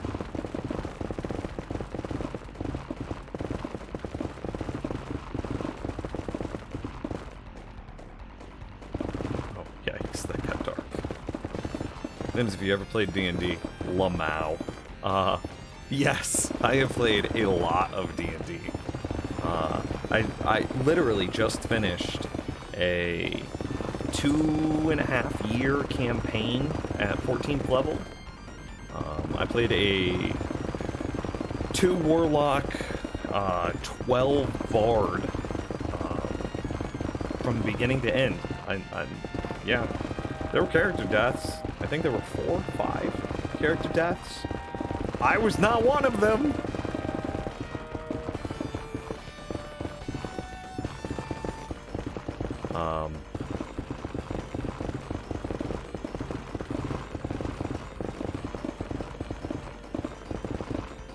Yeah, I am a Bard through and through in D&D. The mechanics of Bard are just superior to everything else. The versatility, ugh. I only ever want to play Bards, man. They're so good. They're so fun. A full spellcaster that has, like, you know, even if you're playing like a Swords Bard or something, you still are.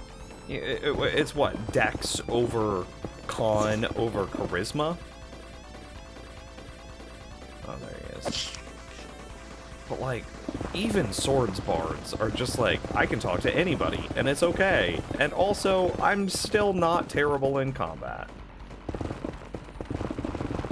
But, like,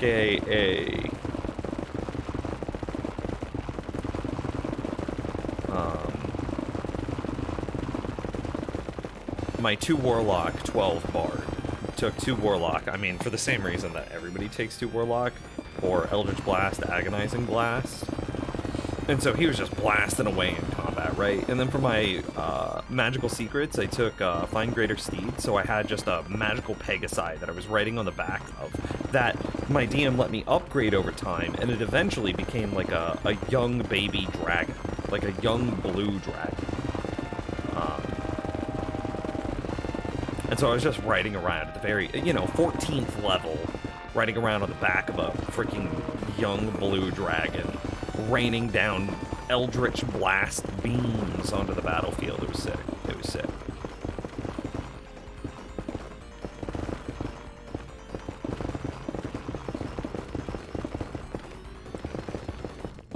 So, yeah, I've played D&D once or twice.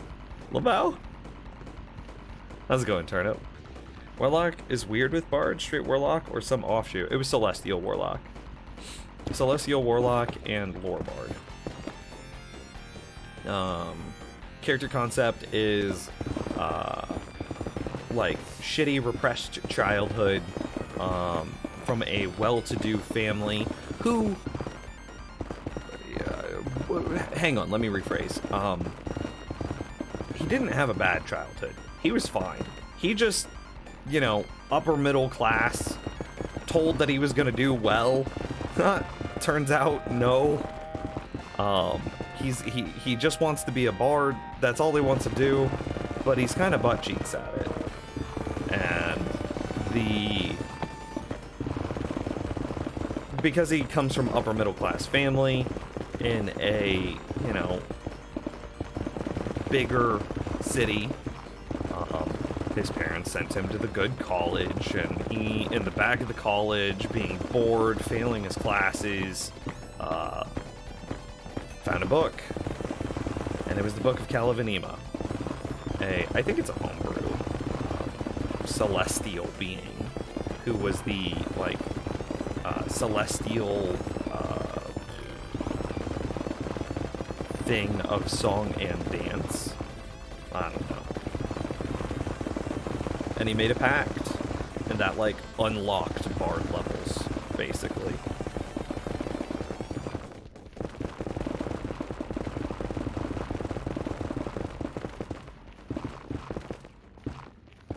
And so, boom, he made the pact to the book, immediately went to level 2, because the campaign did not start at 1.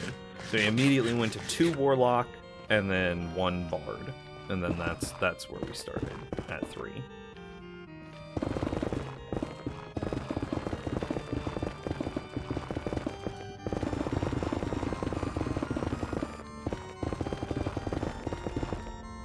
Are subs being weird? It's telling me to resub, but won't let you gift subs. Refresh the page. Sometimes that's a thing that can happen. You're playing an Arcane Trickster Rogue at 4th level, and a Blade Singer Wizard at 2. Nice. 2 different campaigns. That's a lot to manage. You could see me playing a Fey Warlock Bard though. I don't know much about the Fey Warlocks. I was looking at playing what is it, a Jinn Bard or a Jinn Warlock. However, the next time that I play this, I think I'm gonna make my character was very much so like lover, not a fighter. You know, very soft, very you know, well-to-do family, never really experienced hardship. His mom and dad are kind and loving. The city that he comes from is stable. There's very little poverty in it. Like he does not have a tragic backstory. He just wants to explore the world, and he's kind of bored of his mundane life, and he just wanted to kind of party and do things, or do people, maybe. And yeah, so he's a very soft character. He was very, very nervous, hesitant, unwilling to fight, and only would fight if the stakes were clearly defined. Like the conflict was clearly defined.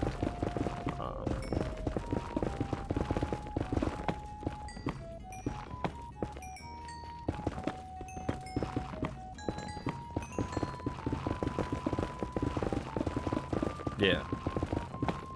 And so, honestly, I love that character so much, or at least the character concept so much, that of the 2 Warlock X-Bard, that I'm gonna play it again. I know I will play it again.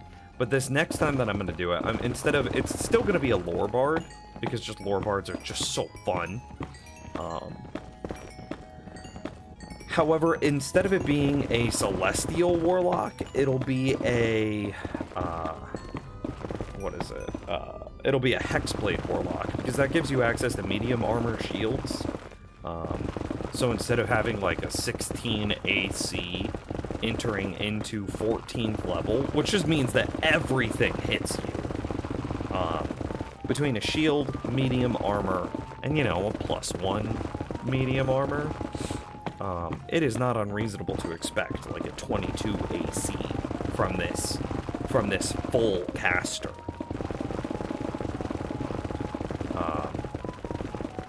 And then he'll be very warlock, or very warlike, very gruff, almost like fighter archetype character.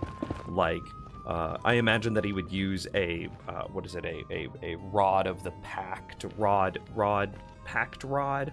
What are those called? The warlock rods, pact rod of the warlock, pact keeper? Is that what it is? Yeah, it's Rod of the Pact Keeper. It's a warlock-only weapon. While holding this rod, you gain a bonus to spell attack rolls and the saving throw DCs of your warlock spells. This bonus is determined by the rod's rarity. So that also allows my DM to give me like +1, +2, +3 weapons, basically the same as martials. Because that was something else that my character experienced, is marshals are always going out of their way and they're finding all these cool weapons that are like, here's a +1 weapon of blah blah blah. And I'm sitting over there as like this warlock type thing, and I've had this one mandolin bard thing for like 50 sessions, and I'm like, I want an upgrade, please. And so by going a little bit more like Rod of the Pact Keeper with a shield, it means that my DM can actually give me like reasonable upgrades and maybe engage with my character a little bit more like it's a martial.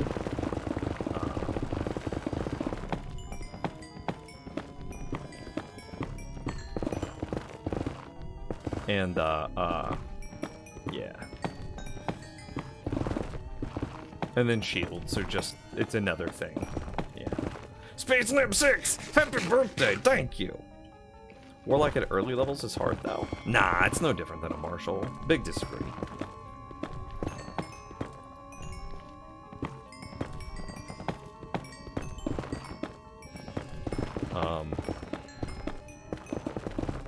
As soon as you get your second...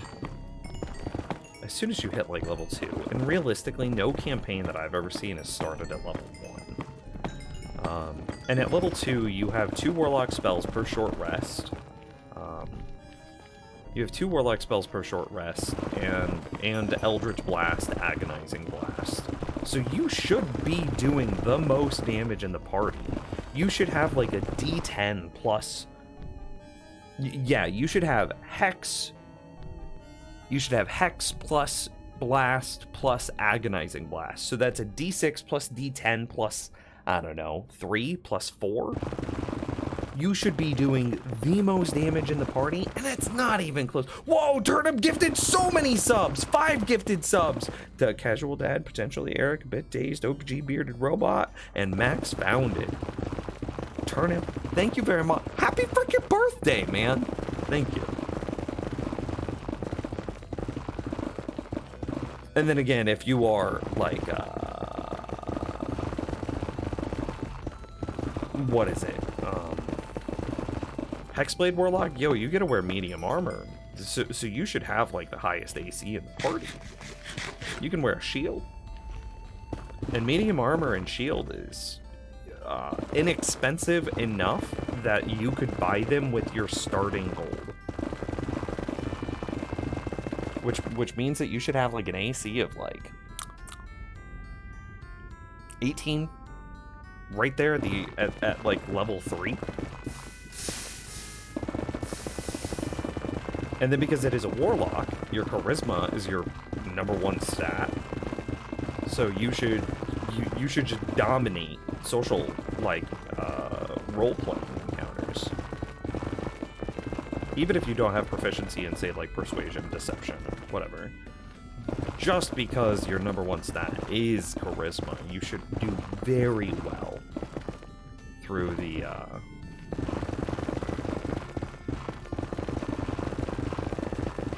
early game social encounters, yeah. Best Ben? Wee! Yeah, wee! That's what I feel like when I'm clearing chunks. And this is a rates chunk too. This is we know that we're about to explode and appear on some blocks that were causing mobs to spawn, which will further isolate our mob spawning inside the Wither Skeleton farm, which is just always the greatest thing ever.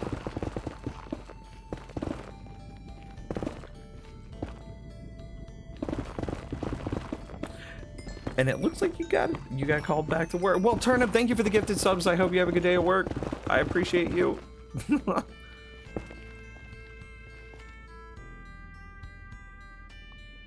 Yeah, but Bladesinger wizards are cool. I'm not personally, whenever you need to do the Dragon Ball Z power-up thing at the beginning of combat, like, I don't like those classes. Because I've looked at, like, a Bladesinger wizard before, because I think it's interesting.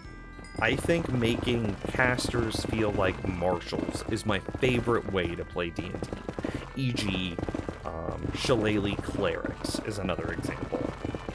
Like, you Shillelagh Booming Blade Cleric, and, like, that is another interesting way. And then you're still a full caster, right? You still have access to 9th level spells. Warlock is another example, because it's the same thing as like an archer, right? You just D10 plus D6 plus charisma mod, which is basically the same thing as like using a crossbow. But then you still have access to 9th level spells. It's a little bit different, sure, warlocks are, but...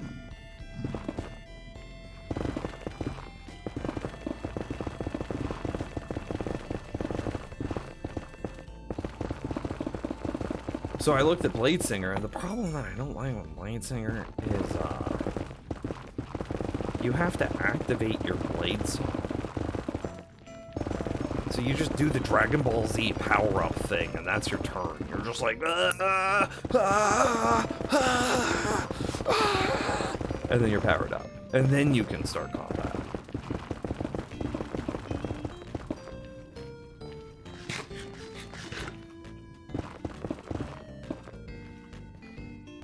More spell utility to Arcane Trickster.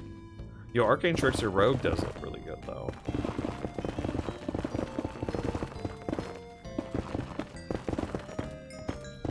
It's a bonus action though? I know, but still, I'm not a fan. I don't like looking.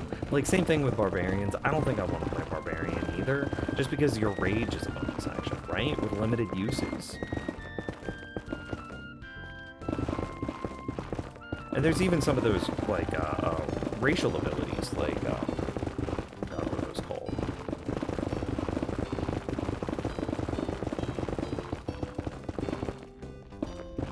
Easmar. Where, like, you get a Dragon Ball Z type power-up. And it's like, bro, am I just taking my entire turn to just power up at the start of combat? Like, let me cast Blade Song and my Easmar, like, Divine Intervention thing, and then also cast, like, Shillelagh. Oh, no, can't do that. So it's gonna take me, like, 2 or 3 turns to reach max power entering into combat. Nah, I'm good.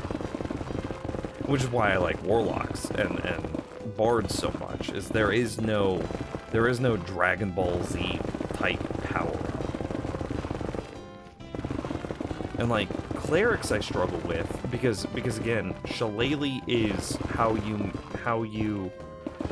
Clerics by base are mad as hell, which mad means multiple ability dependent, multiple ability score dependent. So Clerics want Wisdom, they want Dex, they want Con, they want Strength, right? The only thing they really don't care is about Charisma and Intelligence. But they want 4 stats at level 20. And it's just like, yo, yikes, that's so much? That's so many? Are you gonna come get me? No, okay. So if you make a Shillelagh Cleric, well then your Cleric goes from needing... if you make a Shillelagh Cleric, then your Cleric goes from needing Strength, Con, Dex, Wiz into just needing... man, spawning so aggressively in here. To just con Dex. You still need a little Dex and a little strength is the problem, but it helps reduce their madness. Oh, I'm out. Goodbye.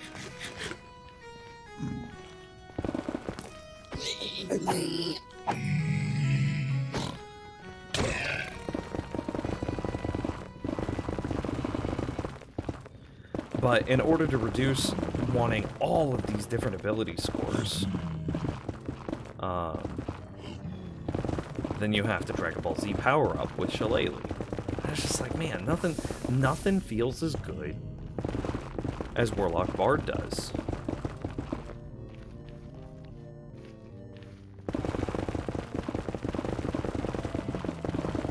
Yeah, nothing feels as good as Warlock Bard. They're smooth, refined, elegant classes.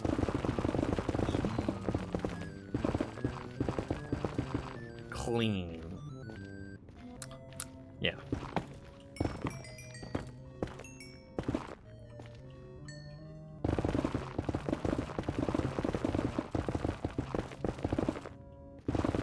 You had a massive headache creep up on me, so you're gonna go to bed? Drink lots of water. Like, just gulp it down. But I do hope that it goes away and that you have a good bed. I'm gonna try a Sorkadin build. I don't know much how Sorcerer Paladin multi-classes work. That could be cool, though. Can you smite off of...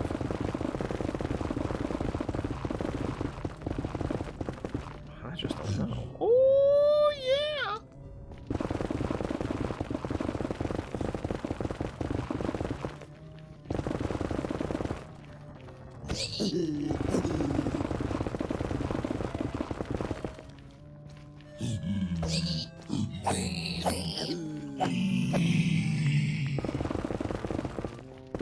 Like, can you smite off of spell casts? What? I'm pretty sure smite says it has to be a melee weapon. Because I don't even think that you can smite off of unarmed attacks.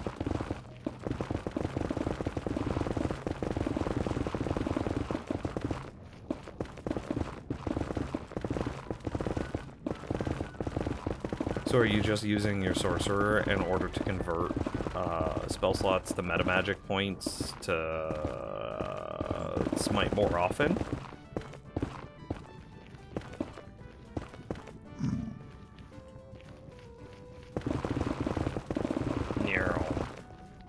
Meow.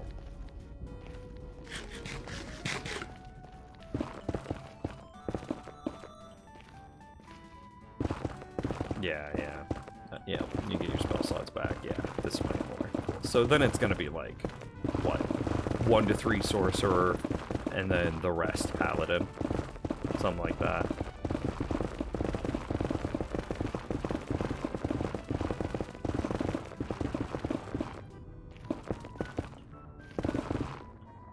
That makes sense. That could be fun.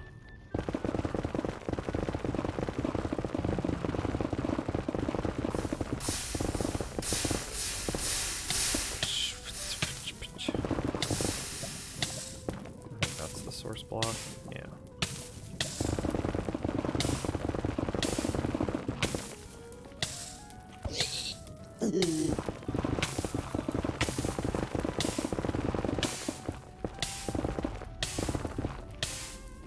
Pally first for heavy armor. Yeah.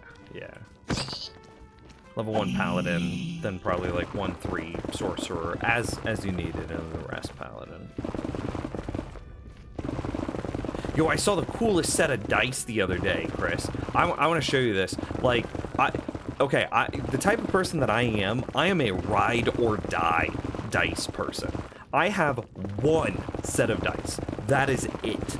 I never change them. They don't go into dice jail. I don't give up on them. I have one set of dice, and I have had exactly one set of dice since basically I started D&D. I did migrate once or twice because I didn't like my one set at the beginning, so I got rid of that, I gave it away, and then I got myself a new set, and I have been using this one set of dice for forever. Years. And for the first time, I saw a new set of dice that I was like, this is absolutely stunning. This is amazing. I want this. And it's these. Hang on, let me pull it up on stream.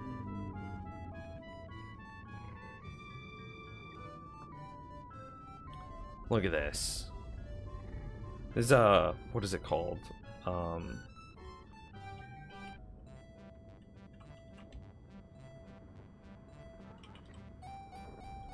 What is that called?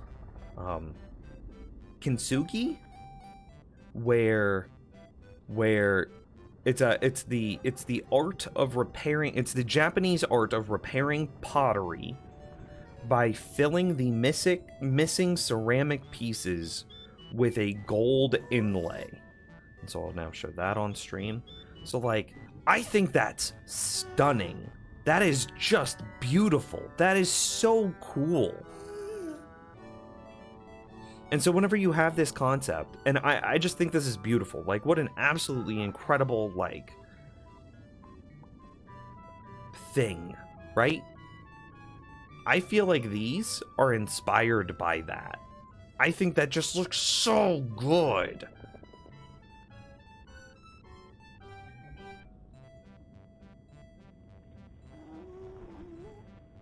Just stunning.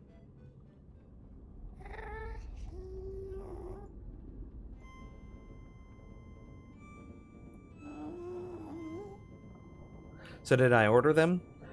It's a 7-piece set, and I believe that dice sets should be 11 pieces. So I'm probably going to email the manufacturer, and I'm going to be like, it's my birthday, can we make this an 11-piece set? A normal die set has, you know, a D4, D6, D8, 2 D10s, a D12, and a D20, right? For a 7-piece die set. I think, and I want, an 11-piece die set. A D4, 4D6, a D8, 2D10, and 2D20. Why do I want these extra die? Well, 4D6 is how you roll a character.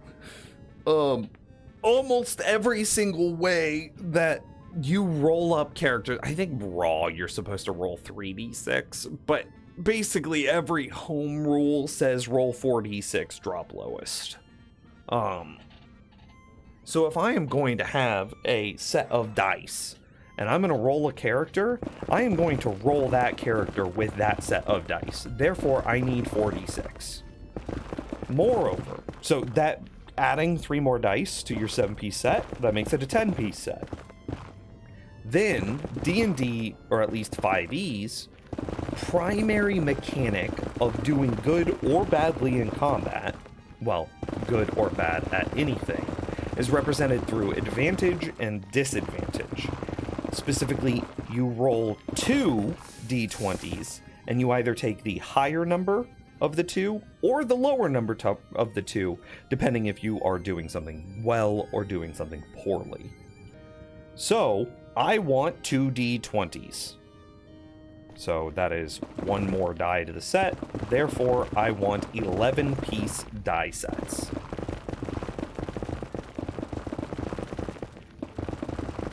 Die sets? Whatever. Doesn't matter. So, that is a 7-piece set, and I want it to be an 11-piece set. Oh, it didn't give experience. Do we think I can finish?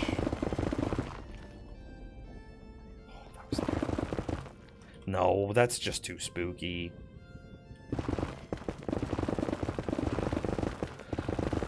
So, some manufacturers will just straight up sell you 10-piece die sets. Those are not hard to find.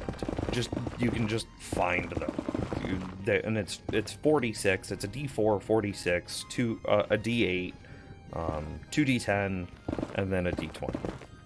However, there are no 11 piece die sets that I have ever seen.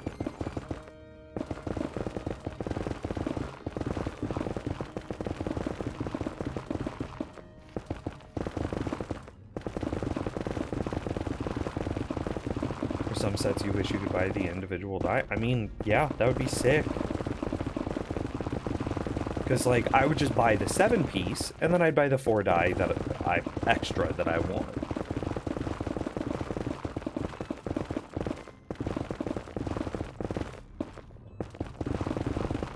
Hey, Castle, could I ask your help with something?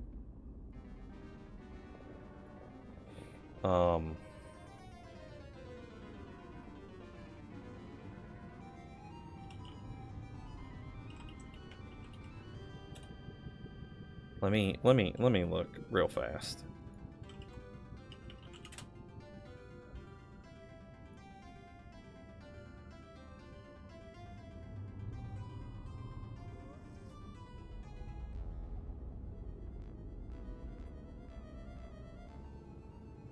I am trying to find a thing.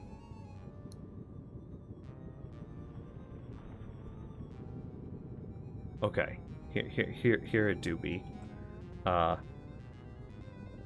Do you want to help me with a thing? Could you help me write a thing so that way OBS does not use CPU Core 3?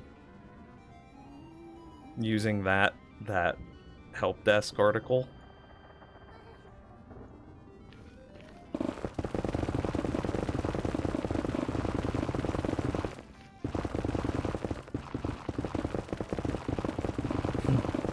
Because, like, okay, because you boys got a really bad processor.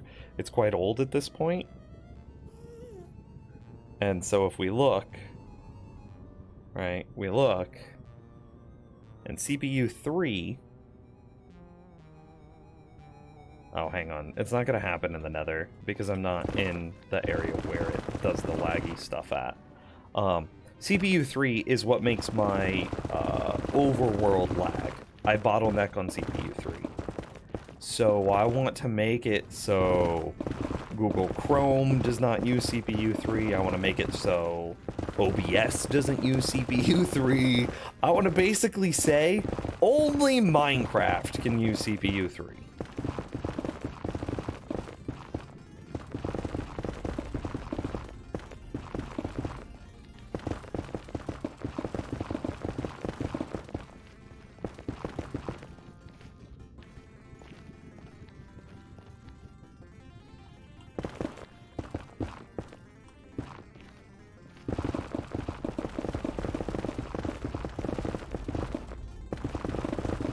Which would then help with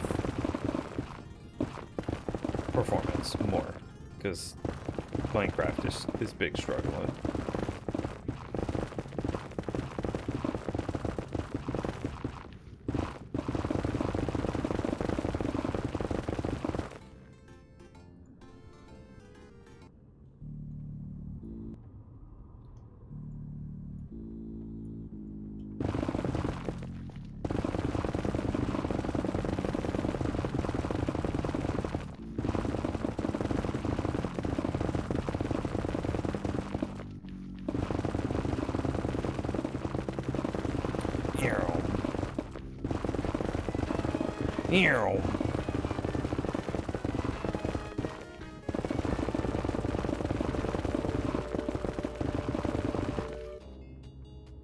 Okay, we're like 2/3 of the way through this. And this should result in another significant... significant is not the right word. This should result in another improvement to rates. There were ledges here, probably like 20-30 blocks, where mobs are still able to spawn. And we're definitely removing those 20-30 blocks here. Here, Tabaxi, by the way, that's the cat folk, right? That would be really cool for like a roguelike character.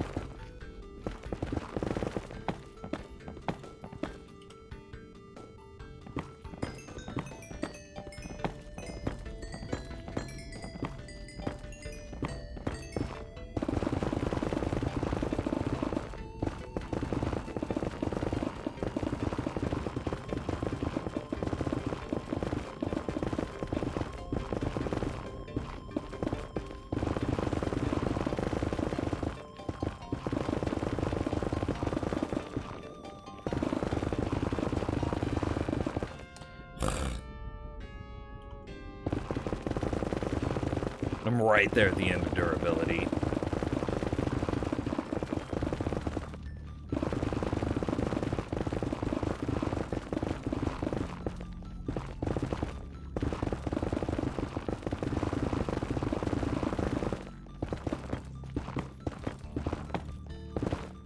Lets you double your movement if you stay still after using it.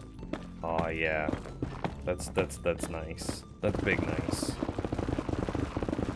That's just good to have on like melee characters, right?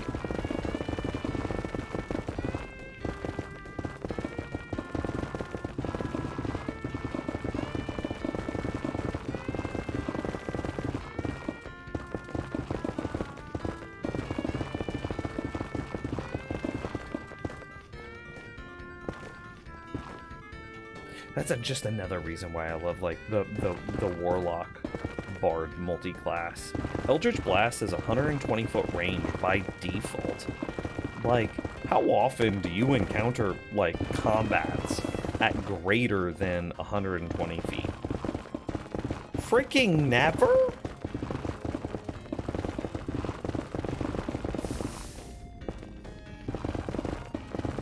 So I'm in range, always.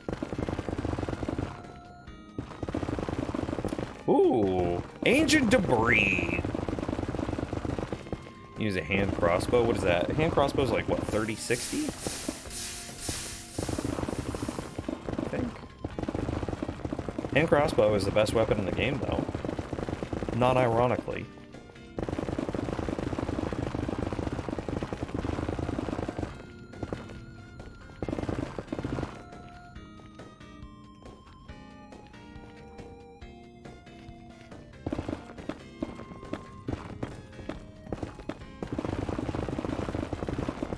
What is it, like, one of the highest damage builds in the game, I think it's like the second highest damage, I think only like, Hexblade Warlock is better, what is it, you take the archery combat style to get a +2 accuracy, then you take, Sharpshooter, which is the equivalent of Great Weapon Master. You take -5 accuracy to get +10 damage, but because you have the accuracy fighting style, it's effectively only a -3 to accuracy for +10 damage, which is really advantageous for, that's just such a huge damage increase. And then you use the Crossbow Expert trait, which allows you to make reloading is like free action, and you can make attacks as a bonus action with crossbows. So you just like, what is it, like 3 or 4 crossbow attacks in a round with the -5 for +10, which is really a -3 for +10. It's just insane. And then if you take, what is it, the Gloomstalker Ranger or the Fighter, you're just adding even more, right? You could Fighter Action Surge, and then it's just like, boom, I'm gonna take like 6 attacks this round, and they're all going to be -3 for +10, and you're just gonna do 1,000,000 damage, right? Or you go Gloomstalker Ranger, so then you're a half caster, which is nice because that gives you a lot of utility and functionality. Rope Trick is pretty sick, and then you get to go like, oh, it's the first round in combat, so I get 4 attacks, which is nice. But then you also, if you are in any amount of shadow at all, you're completely invisible, which means that you get advantage on your attacks, which means that -3 that you've got, so very simple math for D&D, if you have advantage or disadvantage, it is usually represented by a +5 or -5 in math, right? So if the average roll of a die, of a D20, is 10.5. If you have advantage, your average roll becomes like 15. So, and if you have disadvantage, your average roll becomes 5. So, If you then have a -3 for a +10, but you're in even the tiniest amount of shadow, I'm invisible. That's advantage. And now your your -3 that you had is actually a +2.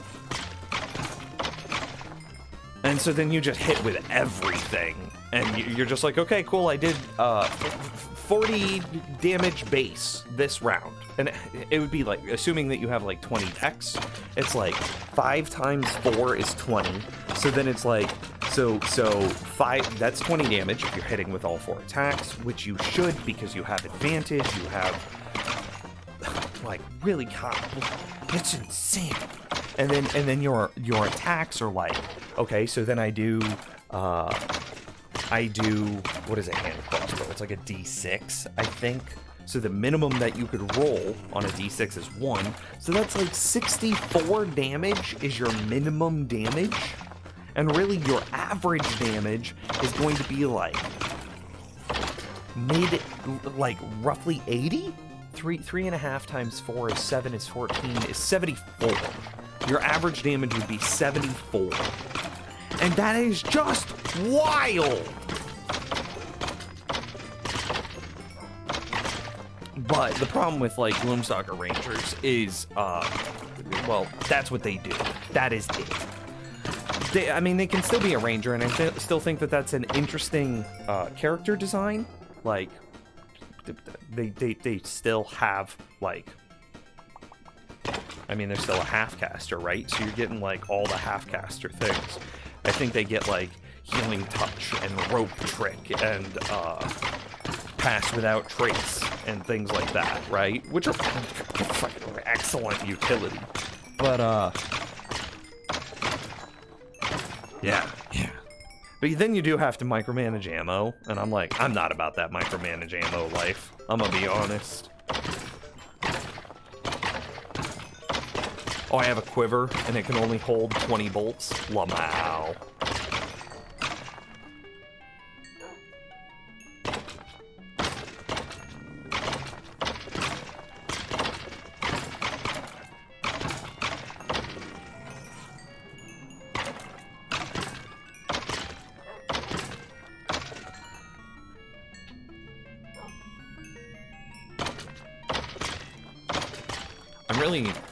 I need to repair these weapons, but because I'm halfway through, there's just a big platform over there that's just spawning things, so I want to be on the opposite side of that.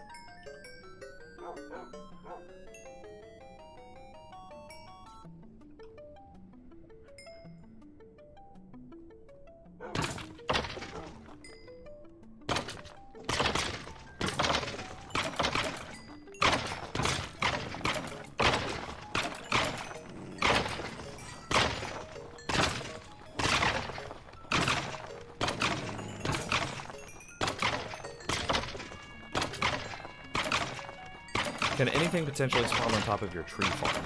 They used to, but the top of the tree farm is mob-proof. I've actually artificially filled in some of the, what would you call this? The wart here. What are these blocks called? Yeah, the wart. I have artificially filled in some of the wart in order to prevent them from spawning. But yes, Eltrian, that was a problem. Specifically, I even remember like a little patch right here where mobs are spawning.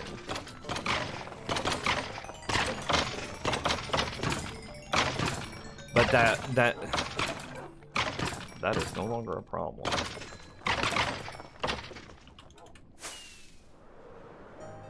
I do hate having to search all the time after combat for your bolts. Oh yeah, see, look at all of this. This is the thing.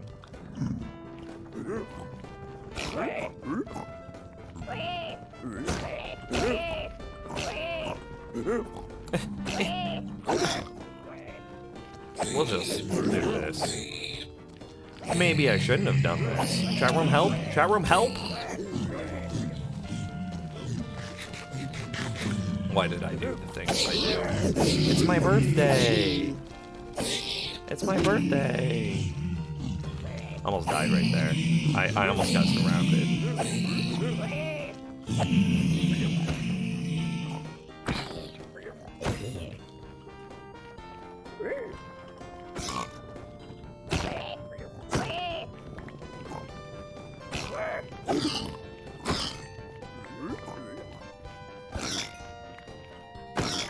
Okay, cool. We are caught up. Oh, I kind of want them nugs.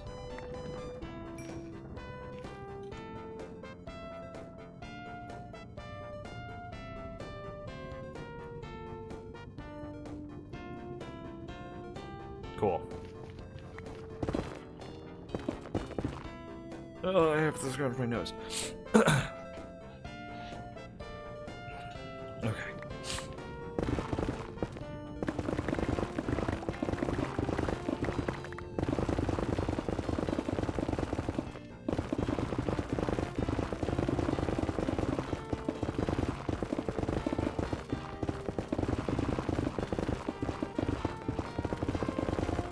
This is definitely why the skeleton farm was operating so slowly, though. You saw how many monsters there were. There were like 15, 20. And like the skeleton farm is right there. We can see it. Barely. Maybe you can't see it through the red compression that Twitch has. It compresses the color red a little bit more aggressively than everything else. Single block, I'll take it.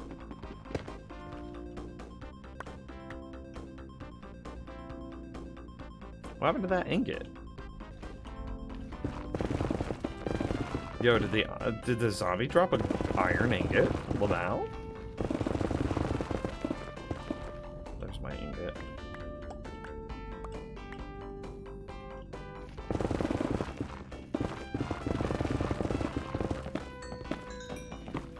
I have a feeling there are going to be some deaths today in your session. Ooh. What level are you guys? And this is for your Tabaxi rogue with a hand crossbow. Hi Nims, how are things? What up, Deeps? Things are good. Today's my birthday. I was born today, 32 years ago. Which is exciting, I think. Today's, I mean, it's just a chill stream today. It's gonna be a normal stream. The birthday stream, oh yeah, I should say that. I should put that on stream probably. Birthday stream this Friday, right? Add.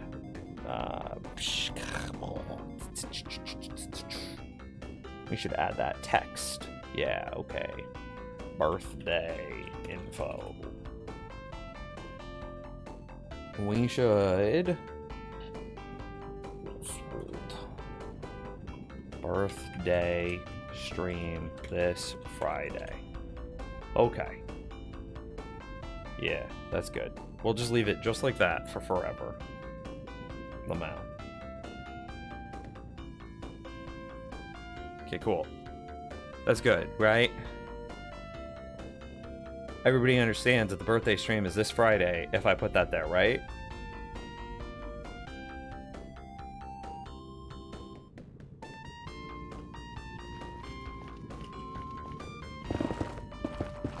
Oh, I should probably say that it's drunk birthday stream.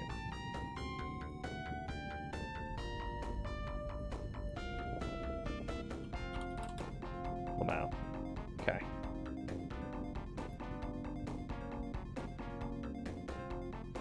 Should I include the date? What would the date be? Be the 10th. Nah, that's fine. People understand. People are smart. Humans are reasonable.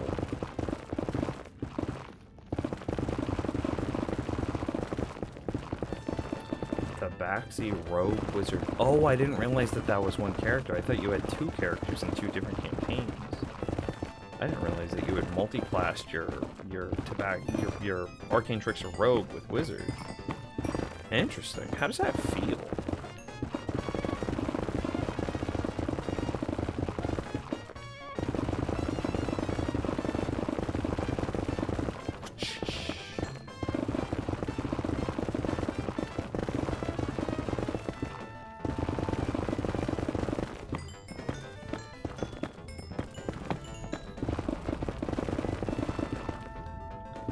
You got a, what are those called? Aowen's headband things.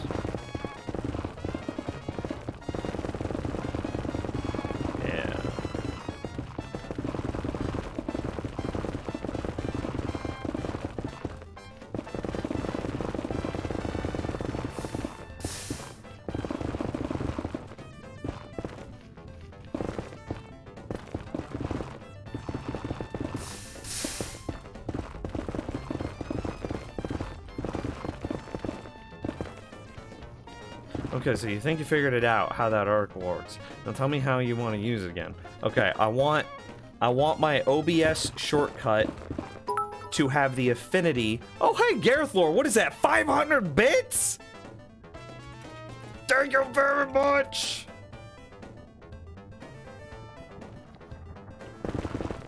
Happy birthday.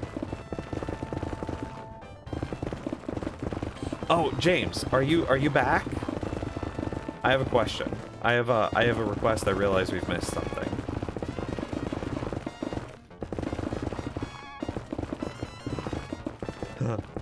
You're back for like 10 minutes, yeah?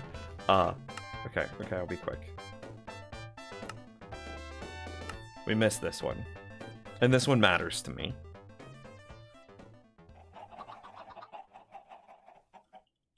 This line of chicken farms has a lot of information in it, and I think that this is important in the world.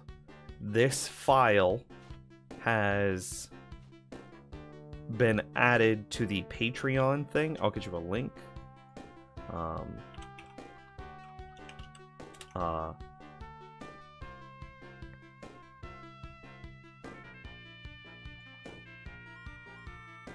Can we add this? Does it need like all the chickens? It shouldn't need the entities. That's fine. Just the blocks is good. I'm gonna whisper it to you. No, I'm gonna over Discord. I'm not gonna be a degenerate. I closed Discord so that way I can save on computer processing. But yeah, I should have. This wasn't in the thingy, and it should have been in the thingy, and that's on me. I think this is the last one for the multiverse. Yeah.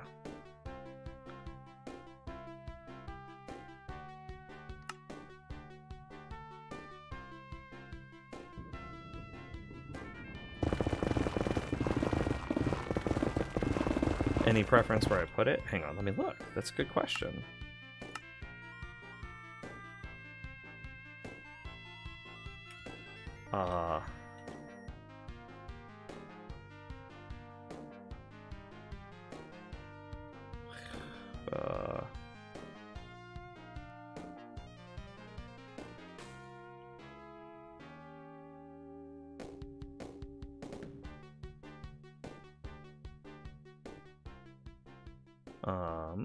Looking, thinking, looking.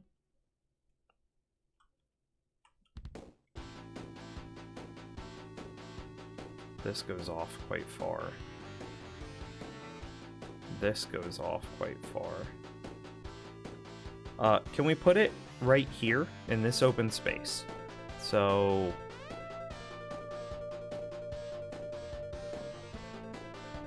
Okay, I see. Keep in mind not rotating. This open space would be the best and the nicest, because there's a lot over here, right?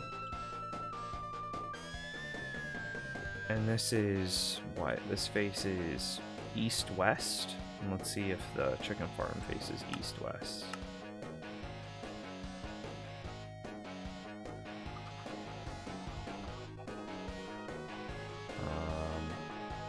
It does. The chicken farm does face east-west, so that spot should work with no rotations.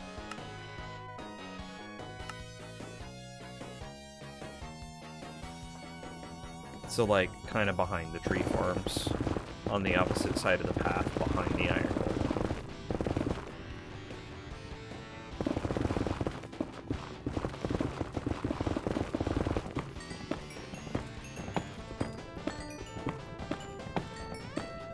Yeah, that would be great. Thank you. Wait, I have another question. I don't remember. Do we also have...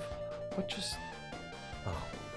I just saw a basketball roll down the street, and it spooked me.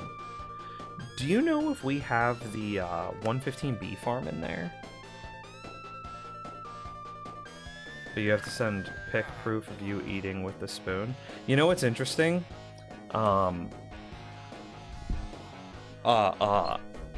Friend who quit their job under duress. We both like the Flaming Hot Cheetos, like Flaming Hot. Yeah, Flaming Hot Cheetos. And Flaming Hot Cheetos has been bringing out 1 million different brands of Flaming Hot things. There's Flaming Hot Ruffles, Flaming Hot sour cream and cheddar Ruffles, Flaming Hot barbecue Ruffles. There's like what have we had? We have baked Flaming Hot Cheetos. We've tried. There's a Flaming Hot Mountain Dew that we're trying to get our hands on, and we currently have Flaming Hot Cheetos mac and cheese. Would this count to eat with that spoon?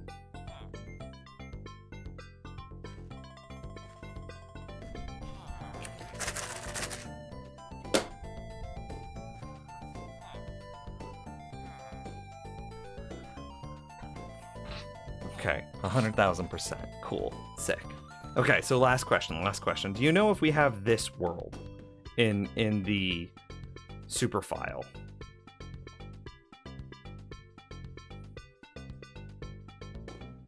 This is the... what is this world called? 1.15 bee farm? It's in the Patreon doc. Okay, I'm gonna send this one to you too. Can we get both of those added? And then that's it. I think that's it. I think that's actually it.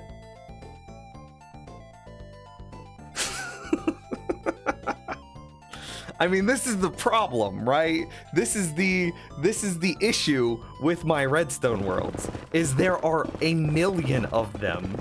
I did not keep them well contained.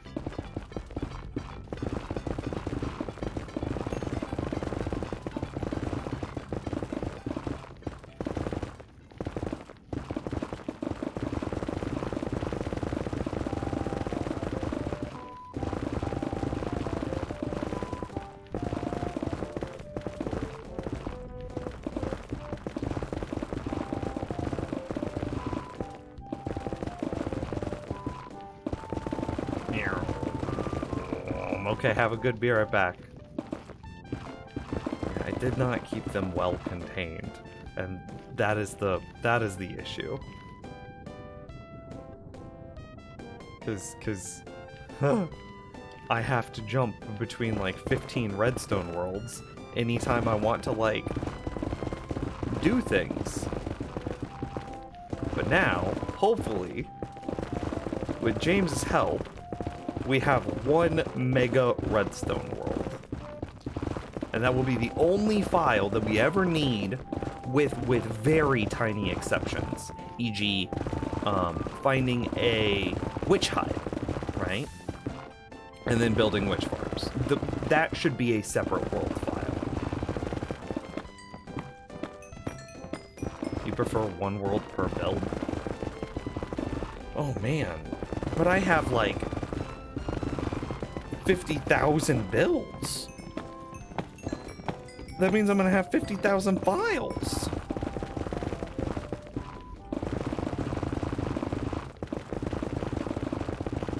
Also, hello eyebrows. How are you?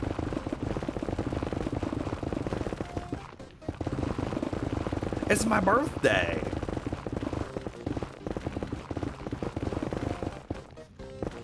Charge $1 per world download and have 50,000 worlds. Wow.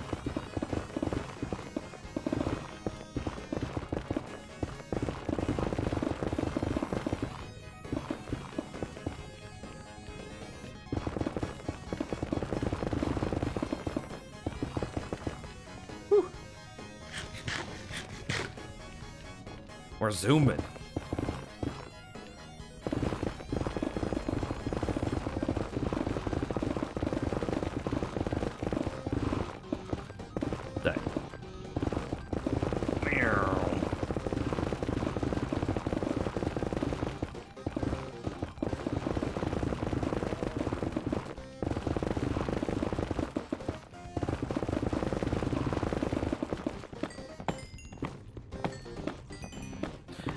Oh, I saw that question earlier. I just missed it. Nims, have you ever watched Dungeon Master Therapy? Given that you play D&D, I think you would get a good laugh out of it if you haven't seen it before. No, but I think I've heard of it. I think a couple of my D&D friends have talked about it before. Well, it's only ever been in passing, though. Could you tell me, what is it? What do be making it good? I'm trying currently to get through, the very first season of... What is that? What are those guys? It's the brothers. It's the three brothers and their dad that play D&D. What is that? And it's very cute and very wholesome. Who be them? The McGuffin brothers? No, that's not right.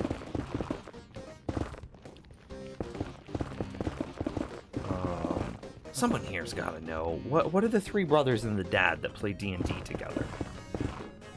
My Bim Bam. My brother and me. They also run that podcast. What is that? Who are they? The Adventure Zone, the McElroys. Bro, I was close with calling them the McGuffins. Thank you, Candy.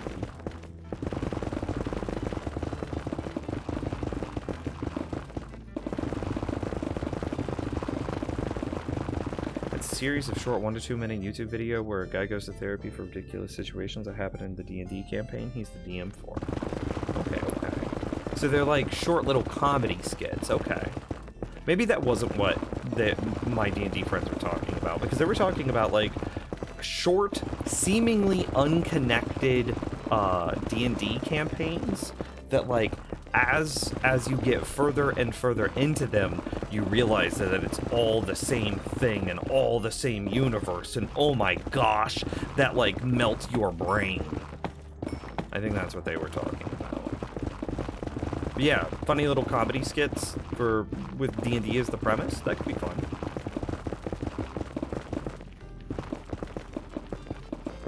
Sets for your tabaxi are like 8, 20, 16, 19, 12, 11. Yo, whatever item, those bracers that give you a 19 int, what would your int be without those bracers?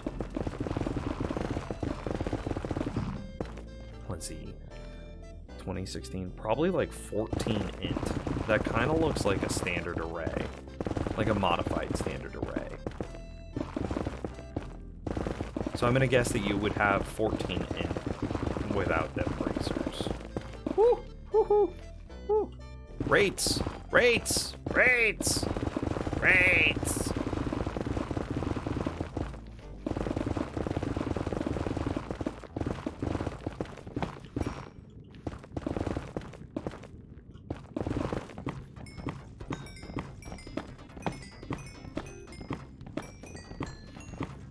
It is a 14 int without it? Yeah.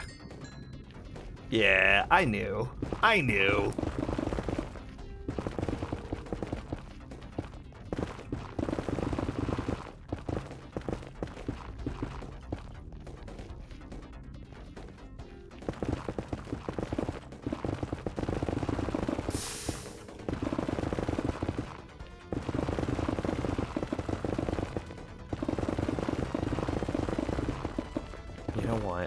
I'm gonna add a thing to my wish list. You know that thing that I showed you guys earlier? That like gamepad thing? I'm gonna add it. I'm gonna add it. I haven't been able to stop thinking about it since, and now that I have the mouse that James got me, I'm gonna put this on there too.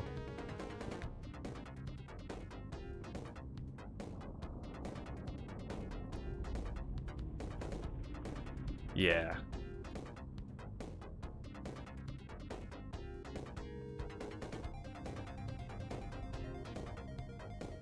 Boom. And oh, I get to delete the thing that James got. Boom. Gone forever.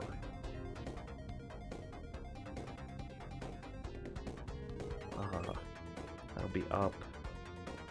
I also can adjust priority.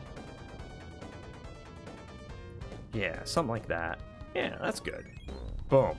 Okay, updated, added, wish list, good. I'm gonna send that on the chat. It's my birthday, I'm gonna do that. This is the one time a year that I'm gonna be a shit about stuff. If you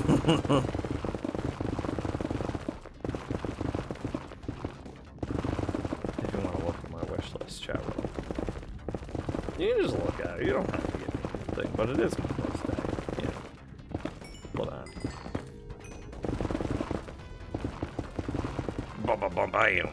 Bam. Bam. DM gave you a 17 in the standard array because he wanted to let us get really good at one thing and really bad at others. He also said we could take a feat and the ASI. Wow, feat and ASI. I think that modified standard array is great. I think that, like, if people really want to roll, they can. However, I think D&D is most fun whenever the entire party gets to play with a modified standard array, because it feels really bad when you have, you know, in say a 4-person campaign, so 5 total players with the DM, you have 3 people that roll with like average stats, so like a 16, a 15, 14, 14, 13, 11, right? That's what usually happens if you roll for drop lowest. But then you always get one dude that manages to roll both like an 18 and a 17, and that guy just blows everyone else out of the party. And it's just like, and it's not even that they're like trying to min-max or anything. It is just a product of them rolling an 18 and a 17. And it's like, how much health do you have? You haven't gone down in forever. And it's just like, oh yeah, no, I've got 120 health. And it's just like, damn, dude, you've got 30 more health than me. And we have the same hit die. What the heck? And like, oh, what is your plus to hit here? You haven't missed in so long. And it's like, oh, I just have like a casual like +8 to hit. And it's like, bro, I have a +5 to hit. That's so much. And so what then happens is it just feels bad because they're very clearly that character that rolls the 18 and the 17 just become the main character in that campaign. So a modified standard array is something like 17, 15, 13, 12, 10, 8.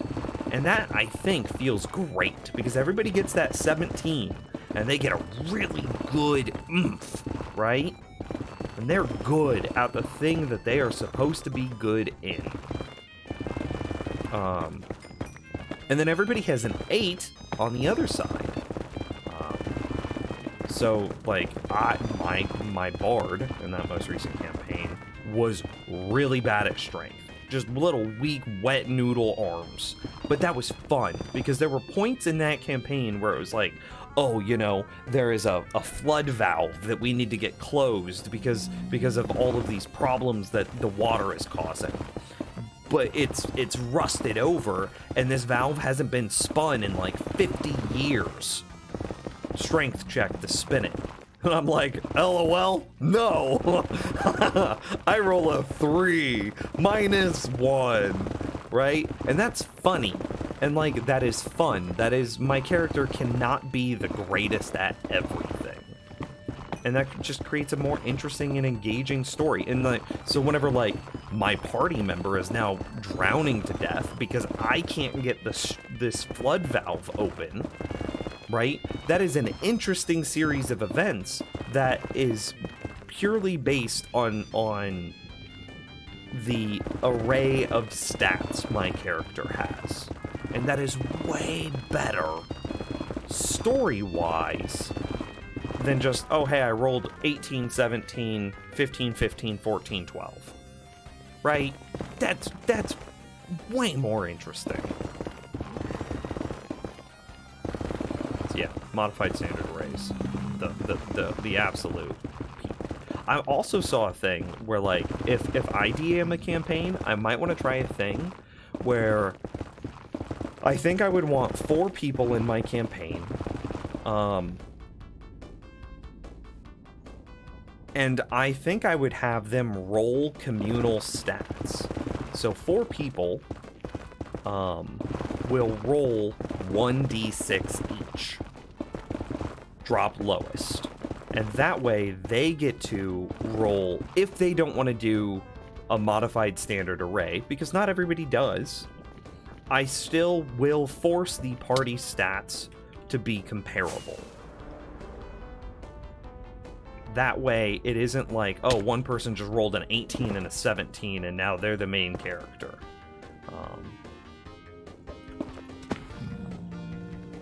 Instead, everybody roll 1d6. You rolled a 6, you rolled a 2, you rolled a 3, and you rolled a 5. 6, 3, 6, 5, 3, 2, right? Which means that that's a 14. Cool. Everybody, you get a 14, and that becomes part of your standard array. And then they just do that until all stats have been generated, until, 6 numbers have been generated. And then that's just what the party has.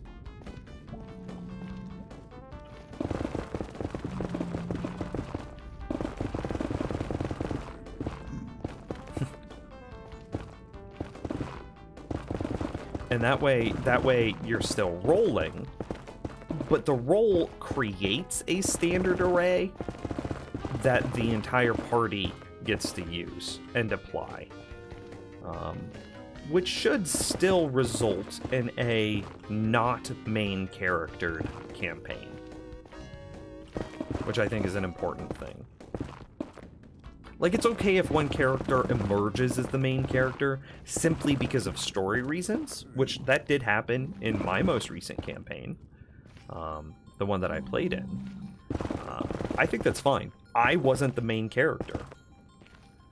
But it made sense. This character, he was alive the longest. His backstory was the most ingrained into the world.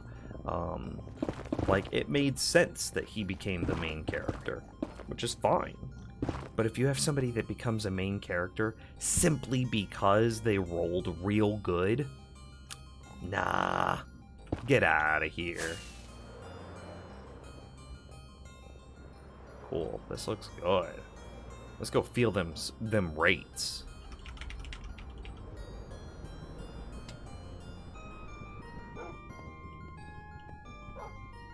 Oh wow, some skeletons were spawning here. Point buy lets you do this, but also be average at everything? Yeah, but the problem with point buy is it's like your stats cap at 15. In point buy, you would have to do like a modified point buy for I think it to be fun. Which, like, 15 in D&D lore is still really, really, really good, right? But also, a 15 is, from a gameplay perspective, kind of feels mediocre. While we repair and picking up the box that we got earlier.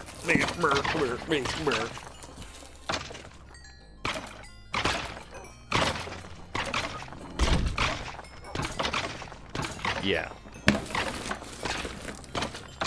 And so, like, I don't like point buy either. But if you did like a modified point buy, I do concede that point buy would allow you to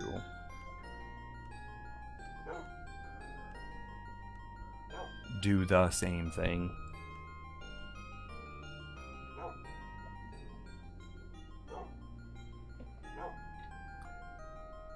First sentence is a bit strong, I'll admit, probably untrue. Hang on, I was cleaning up the trash.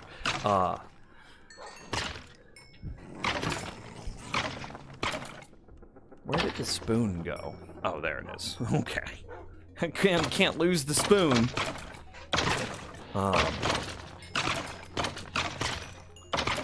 Would you play in a D&D campaign DM'd by Matthew Mercer if given the opportunity? I would fail him so hard. But yes, I would. Absolutely, I would. I would fail. My role-playing is not good enough. Would not be up to Matt Mercer's standards.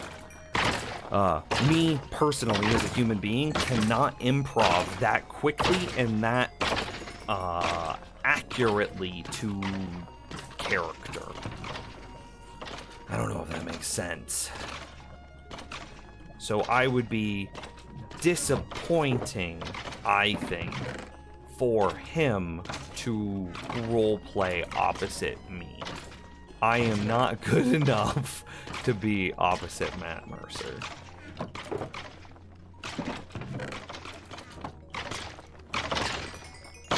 Do the raids feel better? They should, maybe a little bit. Conceptually, I've reduced the amount of piglin by 3 or 4. And that means that there are just 3 or 4 more mob slots for the Wither Skelly family.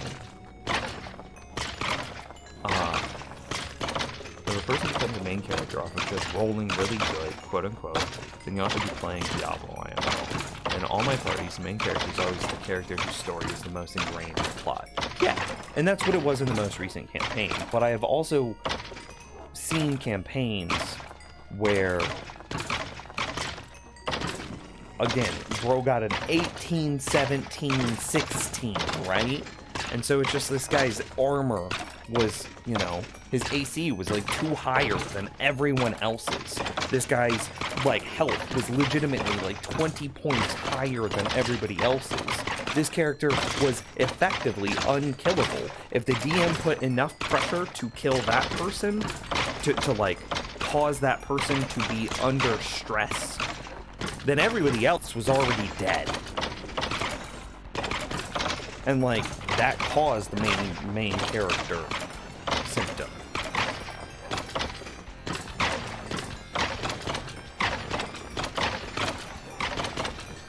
And, like, that kind of also did still happen in my most recent campaign. Because that person did roll really well. But he also had the character whose story was most ingrained in the plot.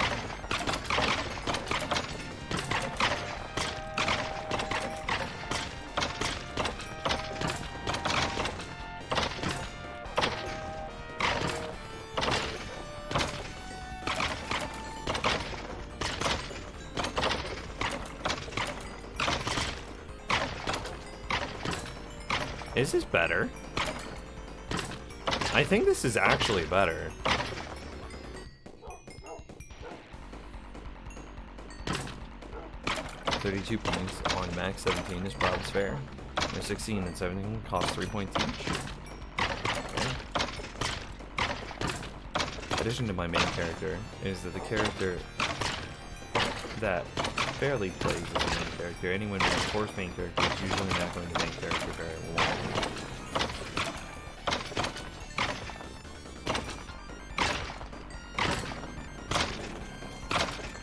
Yeah, nobody was like brokenly powerful, right? It wasn't like, you know, Coffee Lock was. We didn't have a Coffee Lock in the campaign. We didn't have any of that.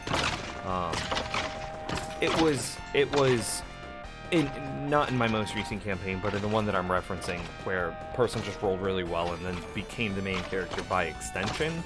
It was the small mechanics improvements that kept them alive through much more, right? If you have 2 more AC than everybody else in your party, bro, that's more than a 10% hit reduction. That is much more.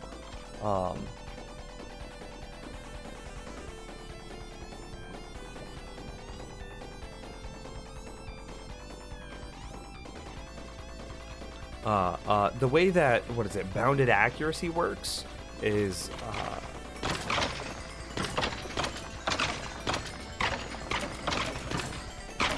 the 2 more AC than everybody else in the party is going to be significantly more than just 10% more miss chance, which means that you are surviving much longer. And then again, because you have more health, when they do finally hit you, you live longer again. Your saving throws are better. The whole gamut, right? All the way down. So it's not that this character was like Coffee Lock busted, right? They or like they weren't like creating arrows that had portable endless holes with bags of holding, right? That were going to collide as the arrow impacted something, which, by the way, is a very broken mechanic in D&D fighting. What is it? A portable hole meets a bag of holding causes a rips open a tear in time and space and immediately shifts everything within like 30 feet to the astral plane. It's ridiculous, right? That's broken mechanics. Or using like the tavern brawler feat met with max strength in order to mechanically pick up 30,000 pounds or something like that, right? Nobody was doing that. But whenever you have like a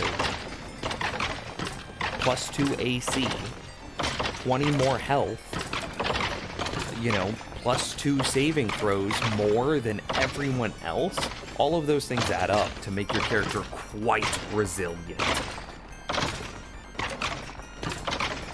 And that's what then creates the main character syndrome. Max AC is way higher than 22. I got really deep into the theory of max AC, and max AC is like 45. I can get like 28 AC on like a level 3 character.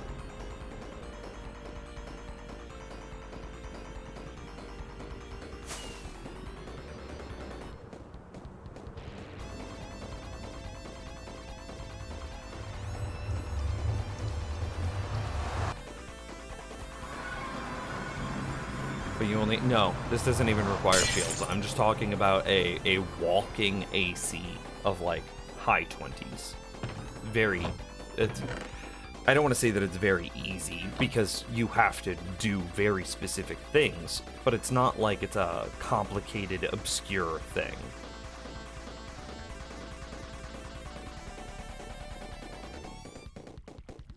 It's like, in character,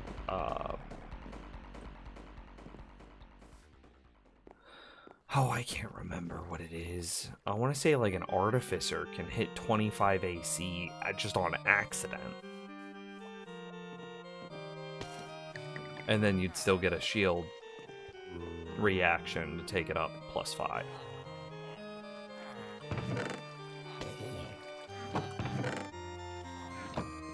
Okay, we cleared our chunks today though. That was sick. I'm real happy about that.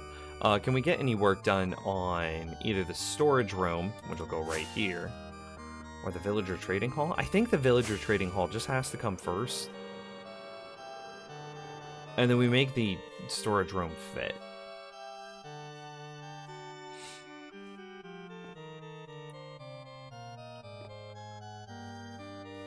See you later, Chris.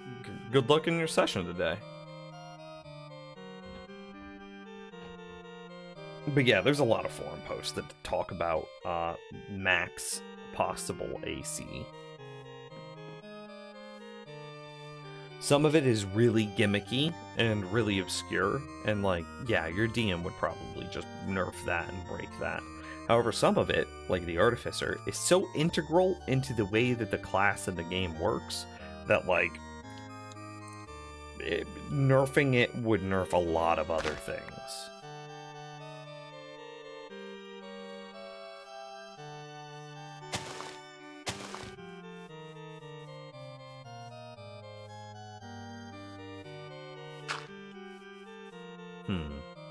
So how do I do this?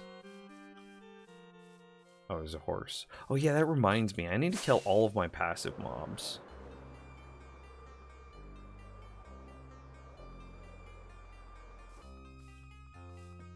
Like, all of these guys just gotta go. And, like, does that also mean that I need to clear, like... Like, as per Ilmango's latest video, a single cow is like...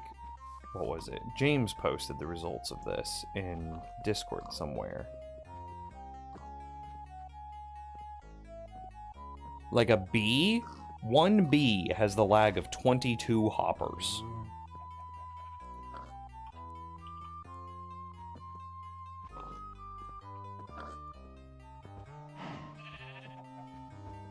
And cows were also quite laggy as well.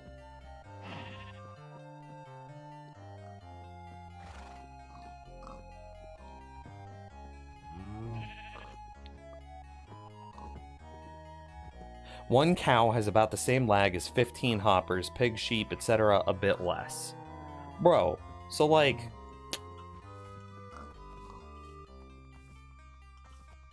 all of this. Slab carpet the grass? I mean, yeah, maybe.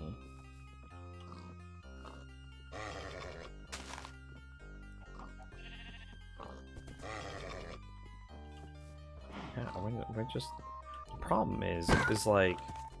passive mobs... Sorry to the horse people. Will continue to spawn... because we will be under the passive mob cap, and they will spawn on grass for forever.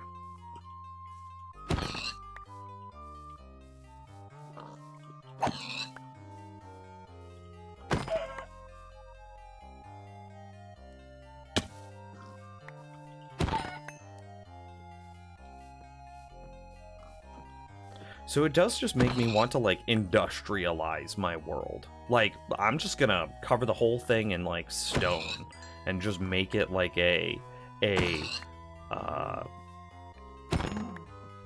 know, like a terraform the planet, make the whole thing industrialized, you know, that sort of thing. The passive mobs need a light level 0 to spawn? No, I think they actually need it to be lit up for them to be able to spawn. Yeah, 1B is 22 hoppers. That blew my mind as well. 22 hoppers for a bee. So we'll probably be redoing the bee farm. I have...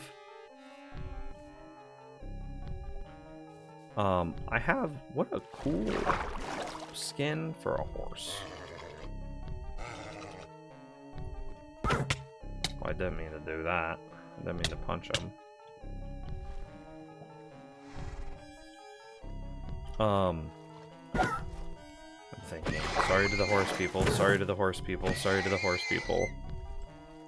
I wonder if you eliminated the areas that they could walk to, thus pathfind to,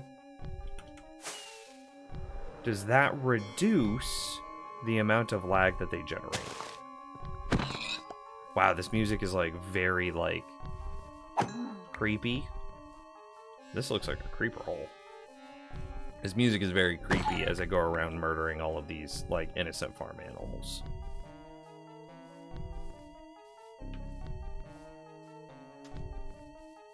Interestingly, Eyebrows, if I did completely industrialize this space, I would then be able to make a passive mob farm. Yeah.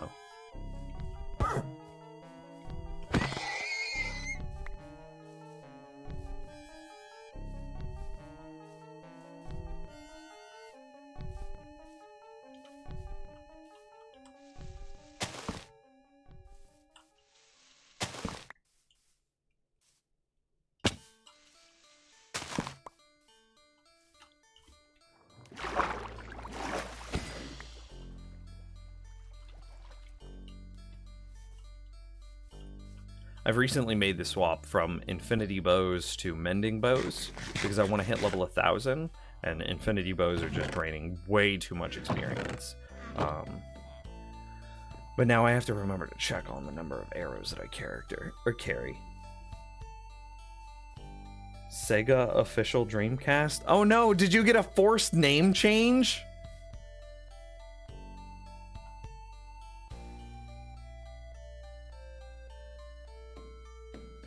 Oh no.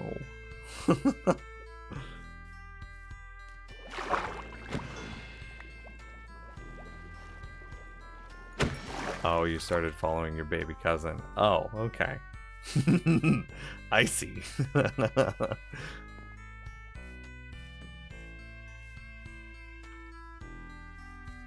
And like, similarly, how much lag did like just salmon create?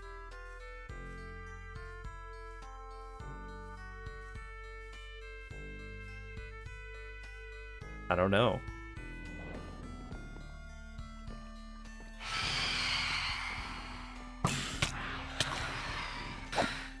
I'm just gonna go to sleep. I'm not gonna deal with that. Well, welcome back, Castle. Okay, so what I was trying to say is I would like it so that way OBS at launch does not use CPU 3. OBS uses everything other than CPU 3.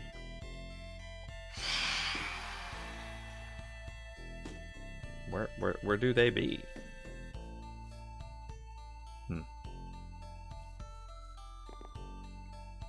Happy birthday! Thanks. It's my birthday.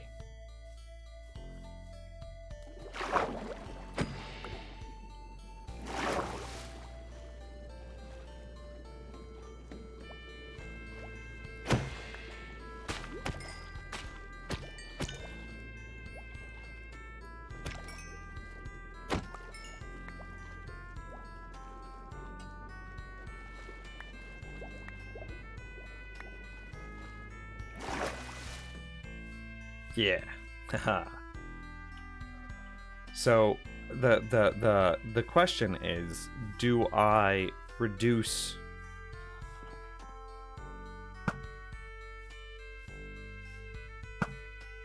Man, I feel like I'm fighting a losing battle here. Every time I kill them, they're just gonna come back, see?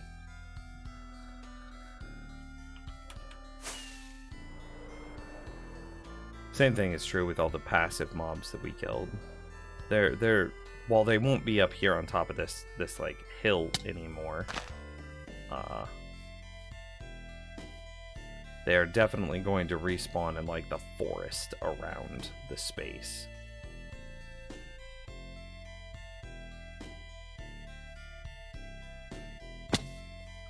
Yeah.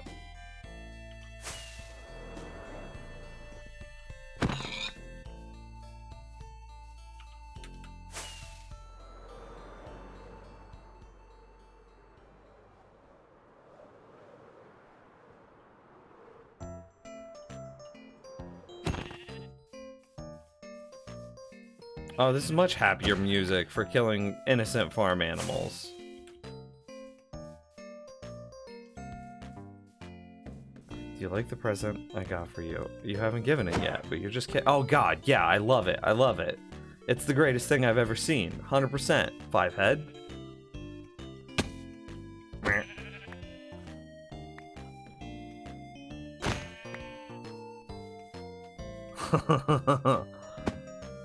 I feel like I've set myself up for failure. If I say anything less than that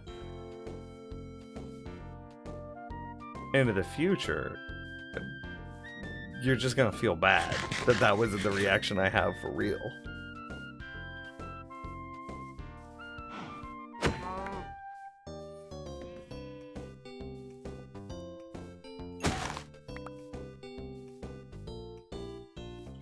This is the most happy, cheerful of killing animals now. I love it.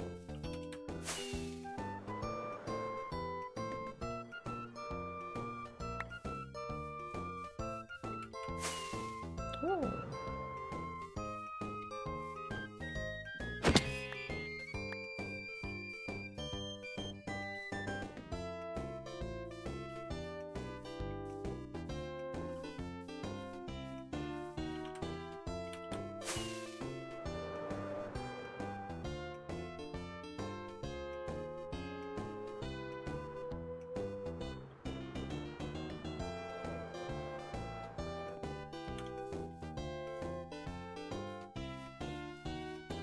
Okay. Do we think that that does anything at all for, like, the overall performance of the world?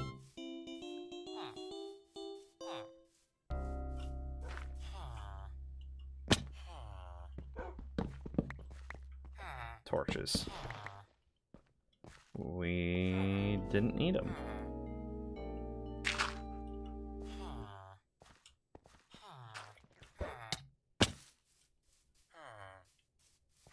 I think we're right here. Man, barely above 40 FPS. It hurts. It hurts. Joke's on you. It's a garbage gift, but you said it's good. Yo. hang on, I can't figure out the wording. Candy is a trash panda, so she might like garbage as a gift.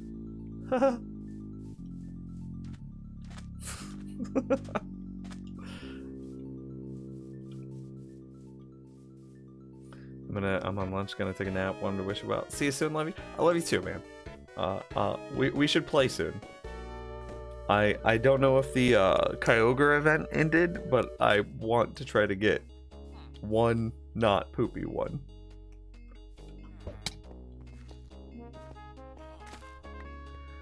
See, I killed all of those and now they're all back.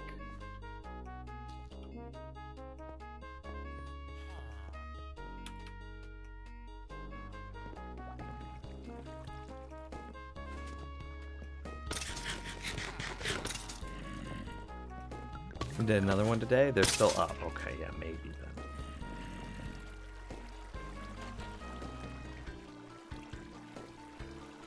Oh, I also want to check because... Oh, damn. Not enough. You're more comfortable in WoW again? It can't be tonight, but like, you should definitely do your old school mount runs tonight. I don't think I'll be available. I think Candy, myself, and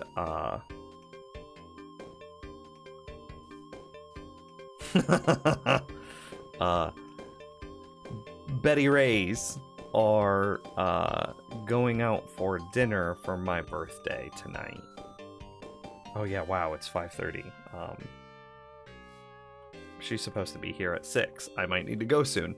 But you should definitely do your old school mount runs using that website that I showed you, and then we should definitely do those next week as well. Anyway, thank you for your time. This has been my TED Talk. Have a good nap.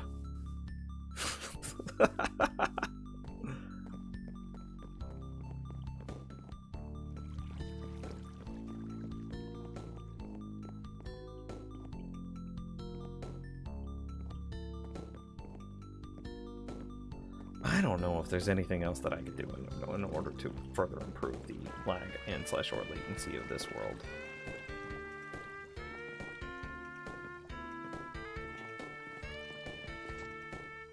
I kind of want to get rid of these mushroom farms from this spot. I never really liked it there.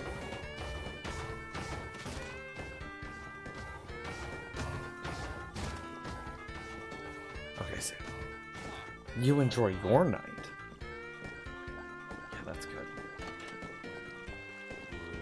So, okay, so let me just think here. How do I do the thing with the thing and make the thing good? What? How do we get villagers into this space? You know, do we care? I don't care about any of these items, do I? I don't think I do. Blah, blah, blah, blah, blah, blah, blah, blah, blah, blah, blah, blah, blah, blah. Right? I don't care about any of that.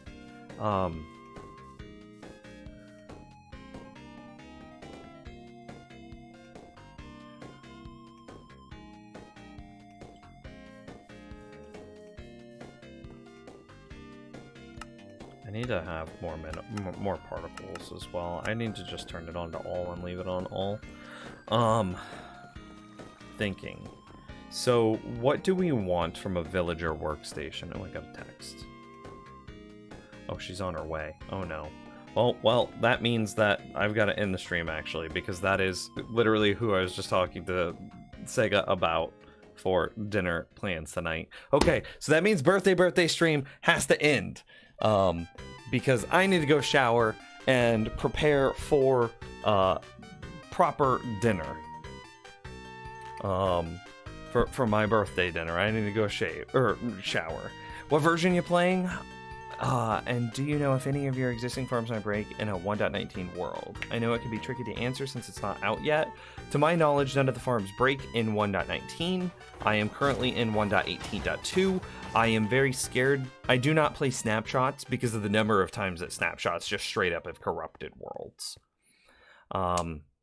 Okay, so here's what we're gonna do. Tomorrow, I'm not gonna do any chunk clearing, so that way we can get actual progress in the overworld of our base. However, I am still really happy with what we got done today. We got some more lag busting done, and we got some chunks cleared, and some rate efficiency built into the nether, which is just excellent,